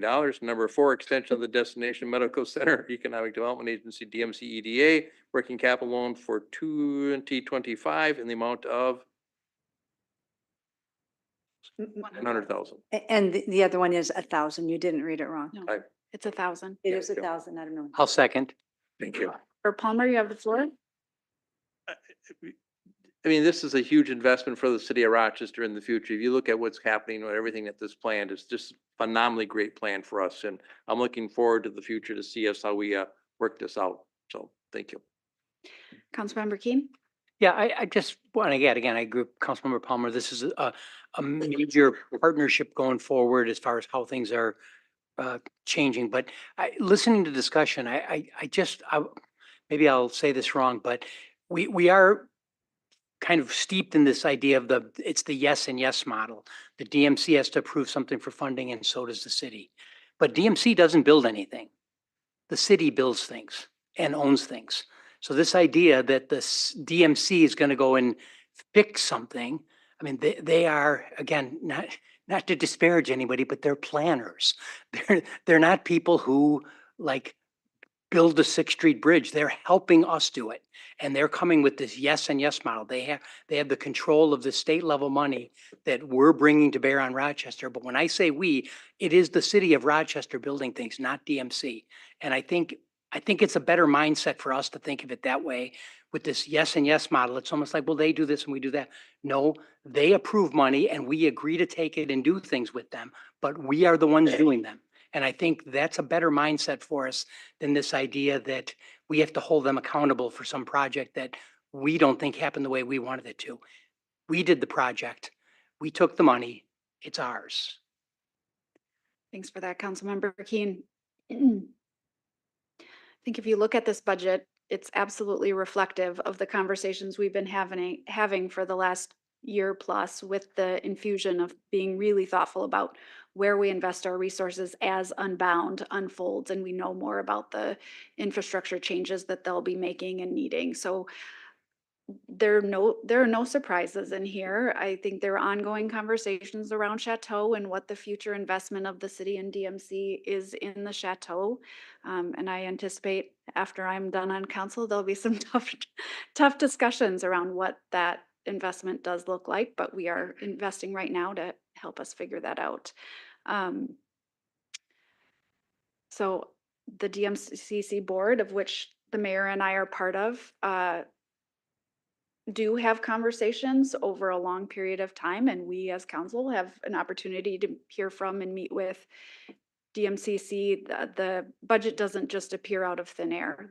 These are conversations we've been having over the course of many, many months. Many of us have had an opportunity to weigh in. So this shouldn't be a surprise to anyone. This reflects our priorities and placeholders for where we know we have priorities, but are still figuring out the exact expense. So I think it looks good. Councilmember Wall.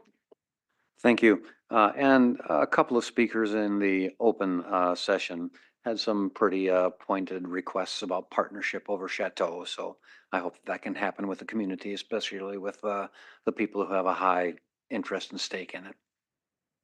Mm-hmm. Thank you for that. Thank you for that. And if I could just share a little bit about Chateau, because I appreciate, I mean, I don't think that there is anyone in the room that doesn't appreciate that as truly a cultural asset. I just want to level set a little bit of some of the the comments that were made. It's important for you as a body. I know this was before my time here, but with the past community task force vision of that facility, you were looking at a conservatively an $800,000 a year subsidy. So it doesn't come without some very serious commitment on your part if you want to think really, really big. And that conservative $800,000 subsidy a year contemplated a lot of philanthropy also coming in to help support and funding of the operation. What we're suggesting is there's really never been a true analysis of the building that's grounded in kind of some market conditions, economic realities, and particularly post-COVID, when there is definitely a change in how ticket events happen and what really is the financial model, so that ultimately that is a facility that can stand on its own from an operational perspective, as well as maybe contribute to capital. Is this what we want to try and answer? What is the business model for that building to be successful? And I know there's a lot of reflecting on what was brought forward from the past, but it's important to know that conservatively, now it would be well over $1 million of annual subsidy looking at a prior task force model. So just want to reground and reset that conversation, but very much appreciate and agree it has to be a collaboration and a partnership, no question. Councilmember Bransford. Yeah, it's interesting to me that I just put this out there. It's like it's Chateau Theater. Right? I mean, it started as a theater. What was it? Gone with the Wind, I think, was the first movie shown there. I really would like to see that space be more of a theater, performing arts, something that's like our downtown theater again, that brings in all these people. And there's so many good restaurants right around it. I think that if the city and DMC and city staff, I mean, if we really work together, I think we could figure out how to make that, an amazing performing arts venue. That's just my personal opinion. And like Brooke, I'm out of here. So, but I'd like to just throw that out there is I'd really like to see that, because I was, this weekend I was at the Rochester Civic Theater and Misha was telling me they are booked solid for years and they are really needing space. I can't think of a better place for the Rep or Absolute or Rochester Civic Theater. And there's so many groups and children's theater. I mean, there's ample opportunity to really partner there with that performing arts community and really hit it out of the park, because you'll fill those seats.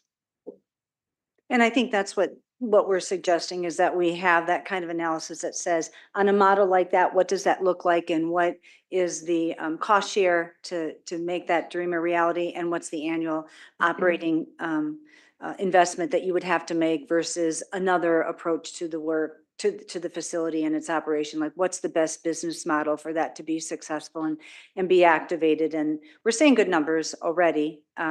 We have some really great, 2023 report, there was 292 days of activation. And when you do a deep dive into the data and talk about the number of free events and the number of days open, more than 50% or almost 50% of the time was free and access to the public, which is a different model. So what is it that we should get to? Yeah, thank you. Other discussion or ready to vote? Again, I don't want to just, some of my peers have spoke on Chateau, but I mean, the bigger picture to me is we do own a lot of space, including the Arts Center, Civic Theater, Mayo Civic. We did purchase this in 2015 and probably without a clear plan, but I just want to warn this idea of we could do this, because you probably can go out and find money to invest in things. But that idea of managing it, and then going back to this idea, like Councilmember Bransford talks about right now is a hot point. But when we first built the Mayo Civic Center and tried to do we could find the money through sales, whatever other way, but you have to manage it, and you're taking those risks on your taxpayers. And I am from where we're at right now, that would really be hard on me to lean into something and say, we're going to take these risks on that kind of space right now. Yeah, I'll leave it at that. I know we're not voting on that. Going to be fun discussions ahead for you, for you. Just as a rebuttal to that, and I totally appreciate and respect what you just said, but the The problem with that is that it just sits there and flounders, right? So we can all stare at each other and not decide, but at some point we have to make a decision about what the we, who knows what the we is. I understand your confusion about we, but something needs to be done because the community is looking to us for something that, 292 days of activation is incredible, right? But, I think something cohesive, something like, yeah, hey, it's our downtown theater. We're going to go see Les Mis. Awesome. Then we're going to go out to eat, right? Les Mis. Or yeah, or whatever. Again, the business analysis will help us what makes sense with all things considered and what do you as a policy body how you want to approach And that. what is the actual feasible attraction of that space, given its limitations? Okay, Councilmember Kirkpatrick, go ahead. Thank you. I guess I agree with you, Mr. Bransford. Being employed in the performing arts for several years, equity theaters, I really think the potential of the Chateau is so much higher than we've given it credit for, too. And, the $100,000 budget to expand further on understanding that bottom line, I certainly hope that builds upon the really excellent work that was done with Miller Dunwoody. We've got a great example of the theater up in Duluth that was redone. And I know there's a significant portion of our public that really wants to see that theater come back to life. One of the bids were for the city to manage it. And, perhaps that's going to come up again. I appreciate the work that's being done to make what I see as very significant repairs to the heart of the city, Peace Plaza. Don't want to use the word debacle, but it's just what's coming to mind. DMC is about approaching halfway through of the 20 years. And when I look back on the last few years, I see a lot of sexy projects coming forward, and I appreciate that. I appreciate the look and the progress that our city is making architecturally and the culture and all of those other things. But the success rate, I'm a little skeptical on. That's me representing Ward 4. And I have a very complex, diverse ward. I was told that when I got elected by our prior city attorney and our prior city administrator. Very, very different. The folks that I represent, and the downtown area. I think generally some of the price tags I see attached to the projects that are forthcoming or that have been done, my jaw really drops and my eyes roll. I don't understand why so much of this is so incredibly expensive. On a positive note, I have felt for quite some time that the infrastructure in this city is so tremendous that we just can't maintain it for our population and for our tax base. And for that, I am grateful that DMC is there to help with so much of the work they've been able to do with our infrastructure. I've approved DMC budgets in the past, and I think now, after sitting here for 3+ years, I kind of don't want to approve it this time because of the concerns that I've expressed. I appreciate the community outreach, but I think at the level of legislation that we're looking at, the caliber of our community and the work that we attempt to do, we can do a lot better. The high achieving that we're attempting to do is, we're learning. DMC's learning. We're all learning together. It's a yes model. I'm looking forward to things turning around and having a higher success rate, but I think I'm going to pass on approving it this time. And then just one other comment back to what you had mentioned. You were going to get back to us on the street, the bus.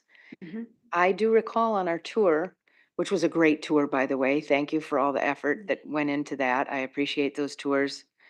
I recall hearing, I believe, that the bus driver actually took a wrong turn and those streets weren't designed for our expandable buses and if that's the case, I don't think there's been any mistake in design or, building that road. I think it's just fine. I think there was a mistake made in driving and of course that happens. It was a tour that needed to be worked out and it's completely understandable, but I think that was just, I didn't realize she was referring to the street on the tour. I was thinking it was. yeah, it was when she hung a north on Second Avenue, Third Councilman, Avenue, excuse me. while you're still talking, can I just prompt you a little more? When you say we can do better and what our success rate is, can you share what you feel is not being reflected in the priorities of the city in the DMC budget?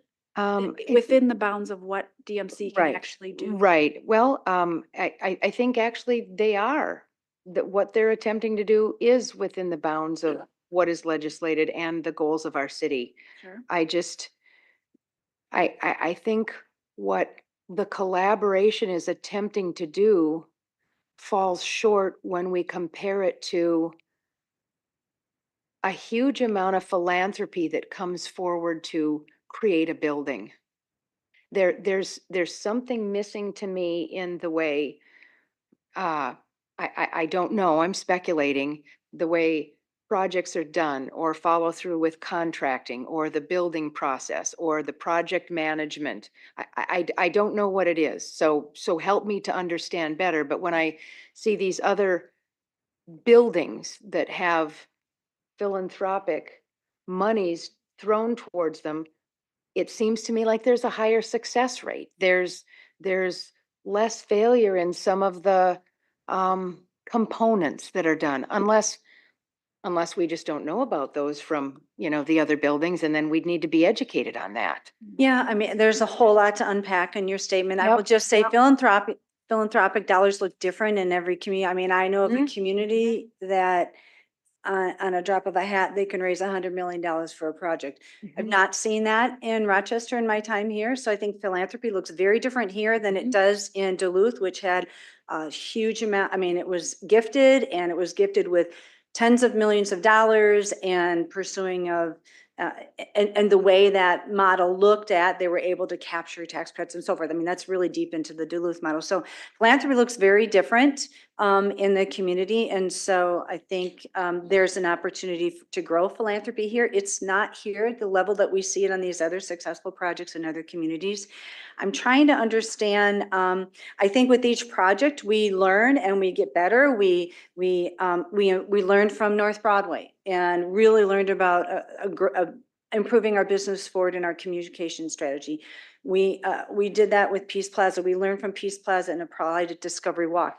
I think part of the challenge is that in the past, we've not had really good data analytics, but now that we have a tool like Placer Eye that's saying, yeah, okay, maybe we didn't get everything right, but this does not mean that this project is a debacle, and it doesn't mean it's a failure. I think 6,000 people a day is, I mean, to get that on a weekend would be successful. To get that 5 days a week, and then a couple thousand on the weekend is, there are communities that would vie for those kinds of numbers. So does that mean that we can improve on it for everybody so that human-centered design experience feels more equitable depending on your ability? Absolutely, no question. But I would strongly object respectfully, because I have a lot of respect for you, that a project like that is a debacle. Not when you see those kinds of numbers. It takes years for cities to get those kinds of numbers on a project, and we got it within the first year. But again, we need to learn from it. Higher level of design, and a design that is equitable in approach so that that experience shouldn't feel different from me to you to the next person in the community. And I can appreciate that. And I think there actually is an exceedingly high level of design. When you look at the components and the pieces, how they fit together, and the tying of continuity through design pieces throughout, I agree with you. It is a very high level of design. Perhaps I'm maybe just referring to implementation. The Kellen building, were there issues that needed to be redone with the Kellen building? I know it's a different project. I know it's not DMC, but the level of money, I'm trying to sort out, and thank you for your patience here, but I'm trying to sort out if we're supposed to be the experts doing this, why do we continue to learn from prior projects where something may have gone wrong? Was there a big takeaway in learning with the Kellen building, or was it just right on? So my phrase, And I would say I'm not phrase- trying to be yeah. critical here. I'm really trying to open up a dialogue because I hear this from people. I wouldn't say we're gonna, to be an expert doesn't mean that you have arrived and you have nothing to learn. My phrase that I often say is the truly educated never graduate. And that's how we approach our work. And we have very seasoned teammates that know how to do this work. And we have teammates that we are mentoring and learning because they are the future leaders. They are the people that are going to be the directors and the deputies and the city managers in this community when the rest of us have moved on. And so when you have that kind of range of skill set and talent, but what they bring is energy and passion and a willingness to learn and approach a project and take constructive criticism and go, okay, here's how I can apply it to the next project. So we may be really, really good at what we do, but I wouldn't call myself an expert because I always have something to learn. And I think that's what our team feels like If I as could well. just add one more thing. So referencing a private building that owns the entire site control and it's specifically within that site is, I'm not saying it wasn't a challenging project. I'm sure that the builders of that had their challenges, including that it wasn't going to be a roller coaster on the outside, just a special look. But the length and like the public space, the implications, the needing to like have access, be able to continue. They didn't need to have access continue. We've also been trying to accommodate partners, right? Like if a private business wanted to have access or they were going to do a project or they were planning to have something happen. We try to be accommodating. Plus, we are doing this on a budget. I'm not saying that our private partners that build things here do not have a budget, but they are not subject to public bidding. They are not subject that their funds are coming from taxpayers. They are not subject to open meeting laws to be talking about the challenges that maybe they did have with some of the building, whatever building that might be. So it's just a very different animal. And so when people are looking at the projects that the city's doing, we have a lot of underground work. People don't always understand that like 80% of our projects are underground. Why do you keep digging it up? Because we're also trying to keep it open. So like, it takes twice as long to do the underground when you're also trying to maintain access. So almost all of our utilities are underground. When you have your own site and you're going from a blank slate up or demolishing and going from a blank slate up, it's all within that site and it's just not impacting others in the same way. And you don't have to make some of those challenging decisions that sometimes come out on the other end feeling like it's less viable. And especially because we get to do this on television, unlike any of our private partners really. And in spaces that people are interacting with compared to a private building. And I would just add, what hasn't been said is we are also using a community co-design process that is a newer process, and we are learning along the way and incorporating principles that a private building may not necessarily be considering because they're not using the community, a variety of community perspectives. So Lots of things to balance. Is it- How do you support private development? How do you keep the roads open for the residents? How do you keep your project on track? How do you stay accountable to public bidding requirements and public notification requirements? How do you make sure that people feel connected to the project by participating in a co-design process and engagement process? Like lots and lots of layers to this work. And so again, we never arrive. We are always learning and iterating because every project is different and unique, but has some of the same foundational approaches that I think is successful. And I would say, and then I'll hand it over to Councilmember Palmer. You are obviously an incredibly important part of this council sitting up here. So if there are areas that you're feeling uncomfortable with or feeling could be improved, you have a whole team of people who want to meet with you and hear your ward's important perspective. Yep.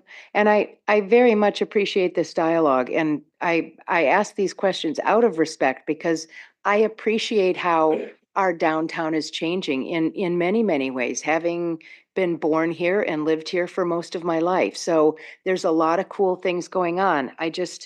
I want to understand those nuances. And I think, as you said, Ms. Elms, we're on TV. I want the people that maybe are chiming in to understand those nuances too. And, you know, certainly the caliber of work that can be done with a massive amount of private philanthropic investment is very, very different than the city or our team or that yes, yes model trying to accomplish something that may monetarily have the same value or the same cost, but the components are completely different. So I can appreciate all of that, and I appreciate you listening and helping me to get out what I needed to get out. But those are my concerns as we move forward with DMC and the SES model and the projects that we're taking on. So thank you.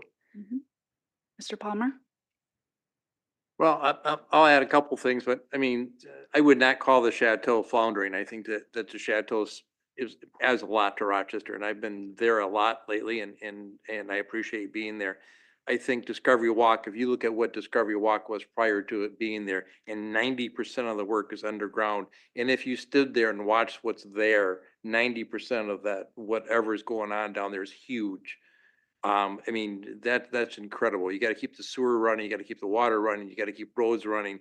It's incredible. And then it's done, and you walk down that street, and we've got heated sidewalks that you can go all the way down to Soldiers Field Park. They said to us, we're going to give you this amount of money for Soldiers Field Park. You do what you want to do with it.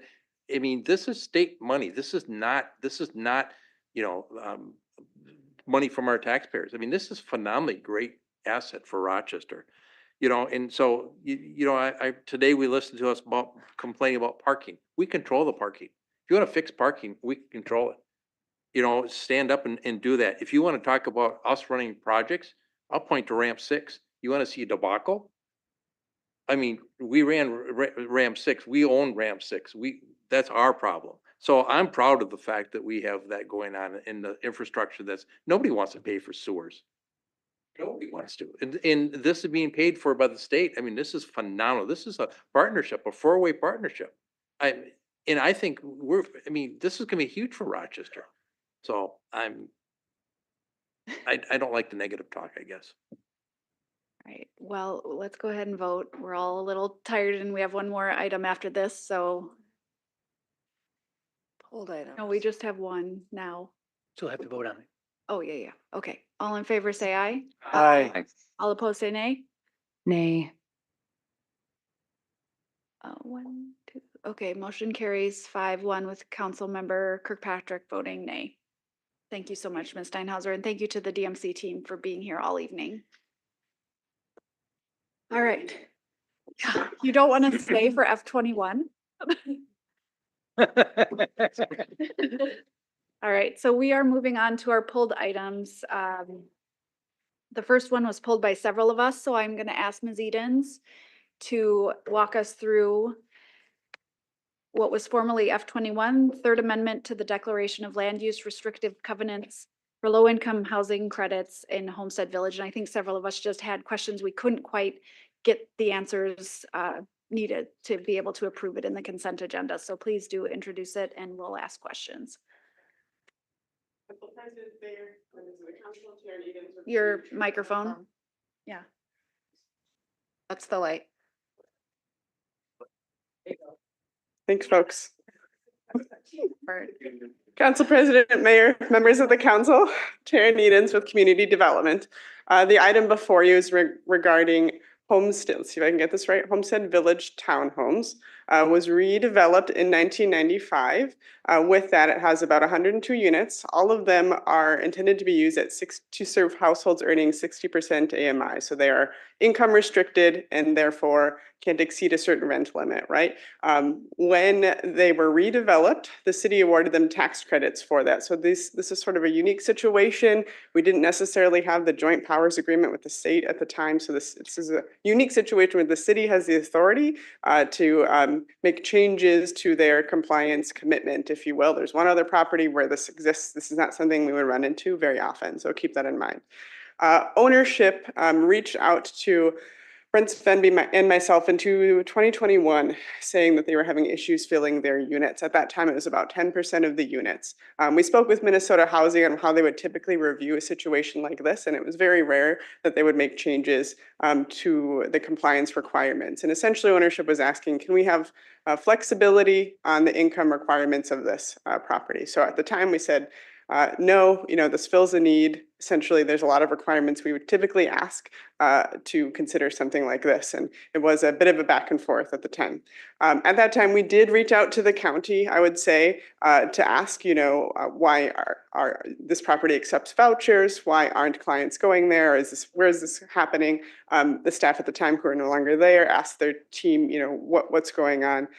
What's the issue with the occupancy? And what they heard from clients, it was a combination of location, perceived crime, as well as, frankly, some background check denials. So I think that's a conversation we've had with the county since then, again, regarding this property, and I think that's an opportunity. All that aside, ownership reached out again. They now have about 30 vacant units, 30 of 102. Their rent rates are very low. I would argue they're well below the required maximum rent for a household earning 60% AMI. They're more like 40 or 50%. And that's really what they need to do to fill the units, right? So we consider this longstanding housing, right? So generally, at some point, it could be argued that it's naturally occurring affordable housing, right? It's older housing stock, so you have to have lower rents really to bear what the market needs. So they've assured us or given us information regarding what they've done to market the property. They continue to have a high number of vacancies. They're serving a lot of primarily low-income households, and what they're asking now is if we consider flexibility on their compliance period. So they have 2 more years of their compliance period. What that means is when that goes away, they just no longer have to income qualify households. That's it. What I've understood from ownership is their intention is to maintain their property. They're already making improvements to the units. I can explain some of those rent rates, but what you'll find is they're right around 1,000 or less for 2 and 3 bedroom units. So what they're asking is for consideration of 25% of the units to increase the income restriction from 60% AMI to 110% AMI. Where did we get that and why are we asking for that? Frankly, it's from the BRIC model. I do think the BRIC and this are different communities. I don't think that, I would also say that with the 110% AMI, it creates flexibility to not have to come back. I don't think they're going to be able to rent units at a rate affordable to that income necessarily. It's just asking for flexibility. So the city is really here to just operate as a facilitator of this request. So keep that in mind. I believe ownership is available virtually as well if they have questions, but we are really here to facilitate this suggestion, knowing there are 2 years left of their compliance period, and they would have that flexibility anyway. So it's a balance of affordability as well as filling units. And I'll stop for questions. So I know you just said that it was the 110% was based on the BRIC model, but they're very different scenarios. And so when the statement in the packet says something like people were making just over that income to qualify, why wouldn't it be 80%?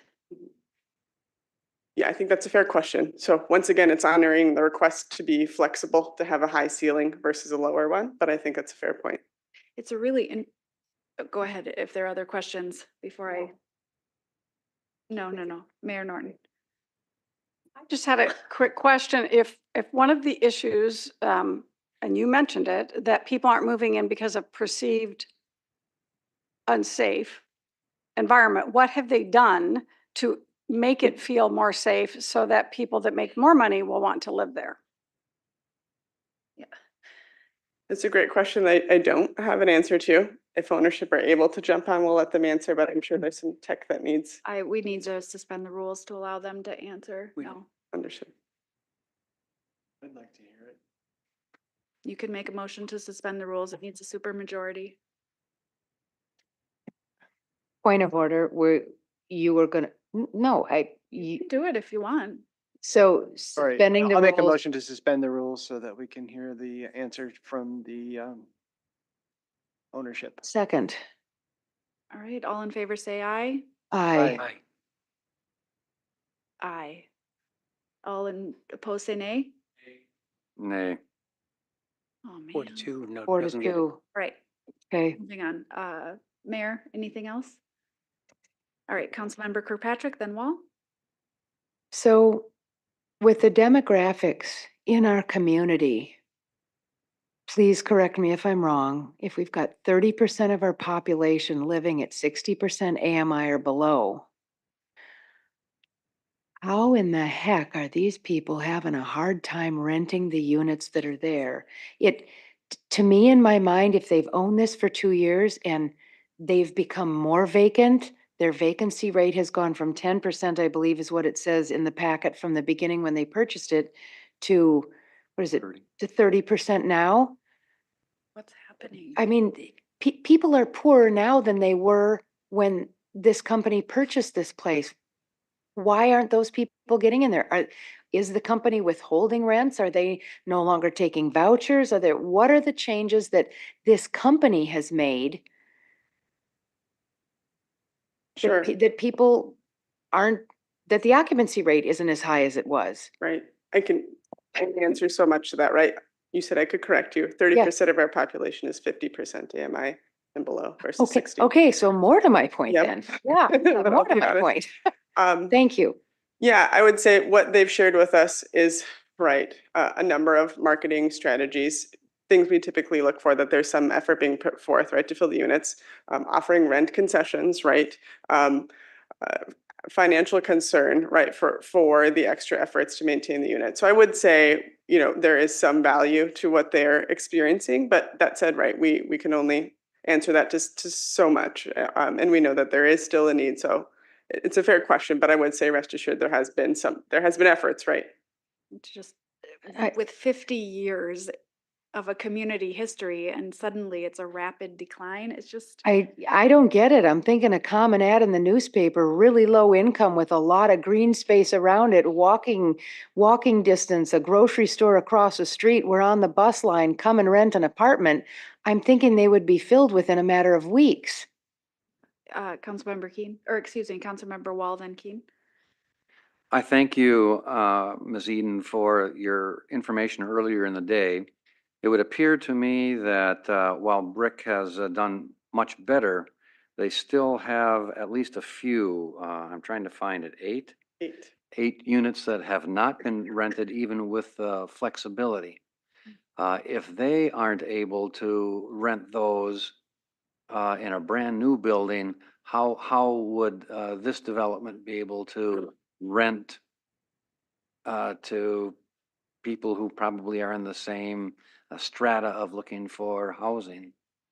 Yeah, I think that's a great question. I mean, a healthy market shows a vacancy rate of 5 to 6%, so we should expect some vacancies, right? This is much higher than that. So I think that's a fair point. I recognize that they're different markets. And another note that was mentioned is the units are being remodeled, and that's another effort, right, to get interest in them. So I think those are fair points that we have to consider in this market as well. Is anyone willing? Yeah. Oh, Councilmember Bransford. Are we doing questions or comments? Questions, and then I was wondering if people would be willing to continue this item to consider whether an 80% AMI would be reasonable in working with the owners compared to the 110. But go ahead, Councilmember Bransford, if you have a question. With a comment. I had a comment. How about if I get Yeah. I'd like to get a motion on the table to adopt a resolution approving the Third Amendment to the Declaration of Land Use Restricted Covenants for Low-Income Housing Credits for Homestead Village. I'm Second. just gonna make the motion as it is. Second. Okay. Yeah. Councilmember Keen. Yeah, when I looked at this and saw and again, I'll just say it as simple as I thought of it, 25 open things here and this naturally occurring affordable housing sitting open with only 2 years left to hold, that I thought was a good strategy to say, let's open up the market and have more things. The other one that really jumped out at me that's very different than the Brick is I heard 2 and 3 bedroom apartments. And that's not something we have in these other places. And I think this idea of, I cringe a little bit up here. I'm not a landlord and don't know the markets. I do think that when you go to 110% AMI, it's going to have a different, a bit, it's really going to open the aperture of the number of people want it. But I feel that it's in our best interests with housing constraints to say, let's try to make this more usable in the next couple of years, because after that, we have no more hold and we'll see where we're at then anyway. So I'm comfortable with approving this as put in front of us. Okay, Councilmember Bransford. I think Mr. Keen pretty much made all the comments that I was going to make. And I just wanted to, say like, okay, if there's only 8 units left in the brick and they go from 30 to only 8 left, I think that's a huge win here, right? So I tend to agree. Why would we be more restrictive when we need to have housing that people can afford? And if it means rejiggering our position to get those units filled, well, why wouldn't we do that? All right, other comments? Mayor Norton, excuse me, Councilmember Kirkpatrick, then Mayor Norton. Mayor Norton can go first. I already said, ask something, so go ahead. Yeah, I'm really struggling with what we hear in the community and what we've talked about here at this table for a long time about the needs for 50% AMI and below. The priority. Pardon? Sorry, which is the priority of the? Right. Yeah. And so we have this need. We also know from conversations in our community that particularly with our diverse populations and immigrants that move into this community, they have a need for more bedrooms. And we have a facility that has, that can service folks who are new here, who have low income, who have larger families.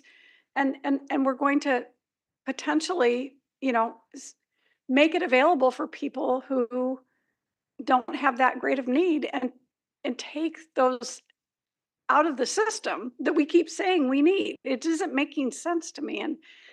And so I'm just trying to understand, if we have the need, why aren't people using it? Is there something that marketing that needs to be done about transportation or about the number of apartments that are available? Or do we need to work better with the county to say, there's a whole bunch of places here. You've got vouchers, you've got need, help us get these things filled. I'm struggling with this. I'm struggling with it too. So, Yeah, go ahead, the Councilmember question is Bransford. why aren't they filled already? I mean, how long have these units been open at that percent AMI and why aren't they being filled? That's a fair question, but at the same time, they're not filled. Right? So why, and if we think we can get people to rent, I mean, it doesn't matter what your economic strata is. I mean, people need housing. Right? And if they're just going to sit there empty because we're going to say, nope, let's figure it out in a committee. All right, let's go They're ahead. not I'm filled. going to call the question unless anybody else wants to. Yeah, You? I Go ahead. wanted to go after Mayor Norton because I had some more questions. Okay. Thank you. So to answer your question, Mr. Bransford, I believe it was laid out in the email. When they purchased the property, it was 10% vacancy. And 2 years in after owning the property, they're now at 30% vacancy. So that kind of begs the question, what's happened since they've taken ownership that has increased? Maybe they've closed apartments down and they've started remodeling.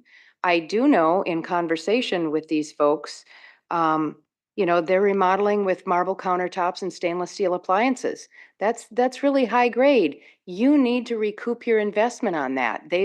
They've done the math. I want to honor the work that they're doing, and this needs to pencil out at the end of the month. So they've clearly asked, they know how much money they're going to be putting into these units. So therefore, I guess we need to bump it up to 110 AMI to cover our expense. And that's how business operates. But It's just a point of clarification. They're not raising the rent consistent with 110%. no, correct. But Only for another 2 years until they can make changes to. right, exactly. And you know what? It's a free market economy. They're the ones who purchased this property. It's a business. Businesses have risks. I can't approve this when I agree with you. We need housing for everyone in this community, but there needs to be an equitable distribution of the housing that we create. so that the 125 AMI folks have what they need, so that the 30% population at 50% or below gets what they need. And I don't think this model is working towards that. All right, all in favor of the motion to approve as written? Oh, Ms. Elm, sorry. Well, no, I mean, it worked at the brick, but you're right, the percentage was going down, not up. But And anyway, it's let's just very vote. different scenarios. Yeah. All right. Let's do a quick roll call, actually. Clerk Geisler, if you wouldn't mind. 'Cause I think we're all over the place. Councilmember Keen, Aye. Councilmember Bransford, Aye. Councilmember Wall, Nay. Councilmember Kirkpatrick, Nay. Councilmember Palmer, Aye. Councilmember Dennis is absent, Council President Carlson. Nay. So it was 3-3, motion fails. Does anyone? That's clear. Alternate motion? I have a couple questions, may I ask them, or maybe just one? Do we have an idea of the need so that this development and these changes, the remodeling, the developer can meet their needs for what they need for an income? Does it have to be 110%, or do we know if, 80% and below would be adequate? So Ms. Elms? I feel like this is important, and I don't know if this is what is happening, but we recently, Council President and the mayor and I talked to folks at the United Way who have done the asset limited income constrained employed population within Rochester, that 33% of those folks, if you really look at what it costs to live here and are potentially in need of this type of housing. And that number in 2022 to survive for a family of four is almost $90,000. So I don't know if I think you're approaching 110% or more when you're looking at that. I don't have the math in my head for AMI in 2024 or 2025, but it was, I believe, over $80,000. And so I don't know if that's what's happening, but we do have a lot of that happening in communities. If people are able to start improving, they lose access to many of the benefits. So it constrains them from being able to have mobility because either their housing or their food assistance or other things start to happen. So again, I don't know if that's happening here, but I do think that when we're thinking about AMI, that is a federally designated number that doesn't take into account a lot of the fluctuations across regions. And that is the number that we use for all of these programs because that is the funding requirement for all of these programs. But we actually have a much higher number when you're talking about a family of four in Rochester for what their needs are. So I'm not saying that you should do anything tonight, but then somehow make a motion to end it. Or not. I mean, But the motion. it is there is more than just AMI at play when we are talking about the population of our region of Rochester and what actually feels like the poverty level, which is actually in that same year for the federal government, $27,750. So I think that gets to some of why this is getting asked for. However, I mean, I can't prove that, but there are implications, especially for folks that maybe would be willing to take on some of the other concerns they might have to move into a 2 and 3 bedroom apartment if there was more capacity within their income level to be able to have access to the rent capped places. Just putting that out there. Thank you. So we have a failed motion. We could do nothing more, right? And it just wouldn't have passed. Or we could consider a different motion, Clerk Geisler. Yes, you could. Okay. Council President. May I ask a question or not? Yes, but we have dispensed of the motion, so only if it's helping you make a decision about whether you're Yeah, gonna do it. yeah, I think it is. I really want to see the work that developers, remodelers, construction workers take on to be successful. But it's really important to me that it's an equitable distribution. As I recall, the brick had certain percentages at certain levels of AMI. So I don't want to just see the remainder, this 25% at 110, because is 25% of our population at 110% AMI? Could we come up with a better distribution of an equitable distribution of income levels that could fill these units, the 102 units to capacity, if we perhaps continued this to the next council meeting? Could you be available to figure that out? Or perhaps Mr. Svenby, a suggestion of, okay, we're not gonna do the 25 at 110. You talk with this place and they say, you know, you can only do 10% at 110, but you can do 20% at 80. And obviously they've got 55% at 30% AMI. That's clearly a little high at 30%. I'm not at all suggesting we create more homeless people by redeveloping properties that they can't afford and vouchers aren't accepted anymore. That's not what I'm suggesting here. But I think that seems like a reasonable, equitable thing to do. And I hope by continuing this to the next meeting, it would give you enough time and it also wouldn't stall the company from doing the work that they want to move ahead in. I want it to be win-win. So I'd like to make a motion to continue to a date certain, whether that be October 21st or November 4th. What's your pleasure? Is the next council meeting enough time or would you, okay. Council President or Councilmember Bransford, may I just make a point of order here? That since the motion already failed, to bring it back to reconsider it, you would have to do a motion for reconsider. I'd like to suggest an alternate path since it's already failed. Yep. You all can agree by consensus to direct Taryn to bring the item back with a different number and can be discussed at the next meeting. We don't need to revive this item. Yep. This item can come back just as it is, as a new item with a different number or something of that nature without having to go through all the Roberts rules rigmarole. Yeah, I think What that's she said. Yep. Yeah. Yeah, then if those are our choices, I would like to just let it die and have Yeah. the remodeling company bring back something else to you all to work through it that way. I don't want to adjust it because right now we have people in living spaces that can afford them. And any adjustment we make, I believe, is going to be detrimental to our most deeply unstable economically economic groups in our community.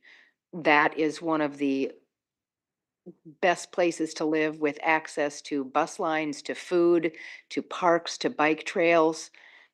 Yeah. It was built by the Mayo Clinic for nursing staff. Right. So Yeah, I that's mean, what if I'd it like to was, see there'd be happen. people living there, right? I mean, Pardon me? if it were, they'd have 100% or 80%, 90% occupancy. It's in front of us because it doesn't have Okay, that. we are, So I think we're off topic. No, I don't think we're okay, off topic. we're done, but guys. yeah. So is there consensus for staff to come back at the next meeting after meeting with the developer on a potentially adjusted model? Yes. Yep. No. All right, there's barely consensus, but there is. There's Can we take a majority. roll call on that at least? I mean, I know it's not a motion, but it's 4-2. Okay, all right. All right, thank you. All right, moving on to F22, which was pulled by Councilmember Dennis, but we'll just go ahead and address it. It's the contingency funding for the demolition of manufactured homes at Bob's Trailer Park located at 1915 Marion Road Southeast. Ms. Edens? I'll just make a motion to request up to $60,000 in contingency fund to front the cost of demolition of the manufactured home at Bob's Trailer Park. Second. Second. Any discussion? No further discussion. Councilmember Wall? Yes, I have been assured by at least 2 staff members that we are not putting city money at risk in doing this, that we will certainly recoup this cost. Yeah. Councilmember Kirkpatrick, same. Yeah, yes, and the folks that I have been reached out to numerous times, actually don't really care. They just want this eyesore gone, the public health issue, the extra burden on RPD to monitor it, and it just needs to go away. So thank you so much for when I really pushed you to request that this demolition happen, that you made it happen. The youth that have to walk past this and observe it, the driving, it could have been taken down a long time ago. So I appreciate your work on this, and I'm looking forward to the next step in this lovely little location that's in Oak Savannah. Yeah. All right, all in favor, say aye. Aye. Aye. All opposed, say nay. Motion carries. All right, any other business? Motion, is there a motion to adjourn? So moved. I can't second my own emotion. Okay, good. All right, all in favor, say aye. Aye. All opposed, say nay. Motion carries. We're adjourned. Recording stopped.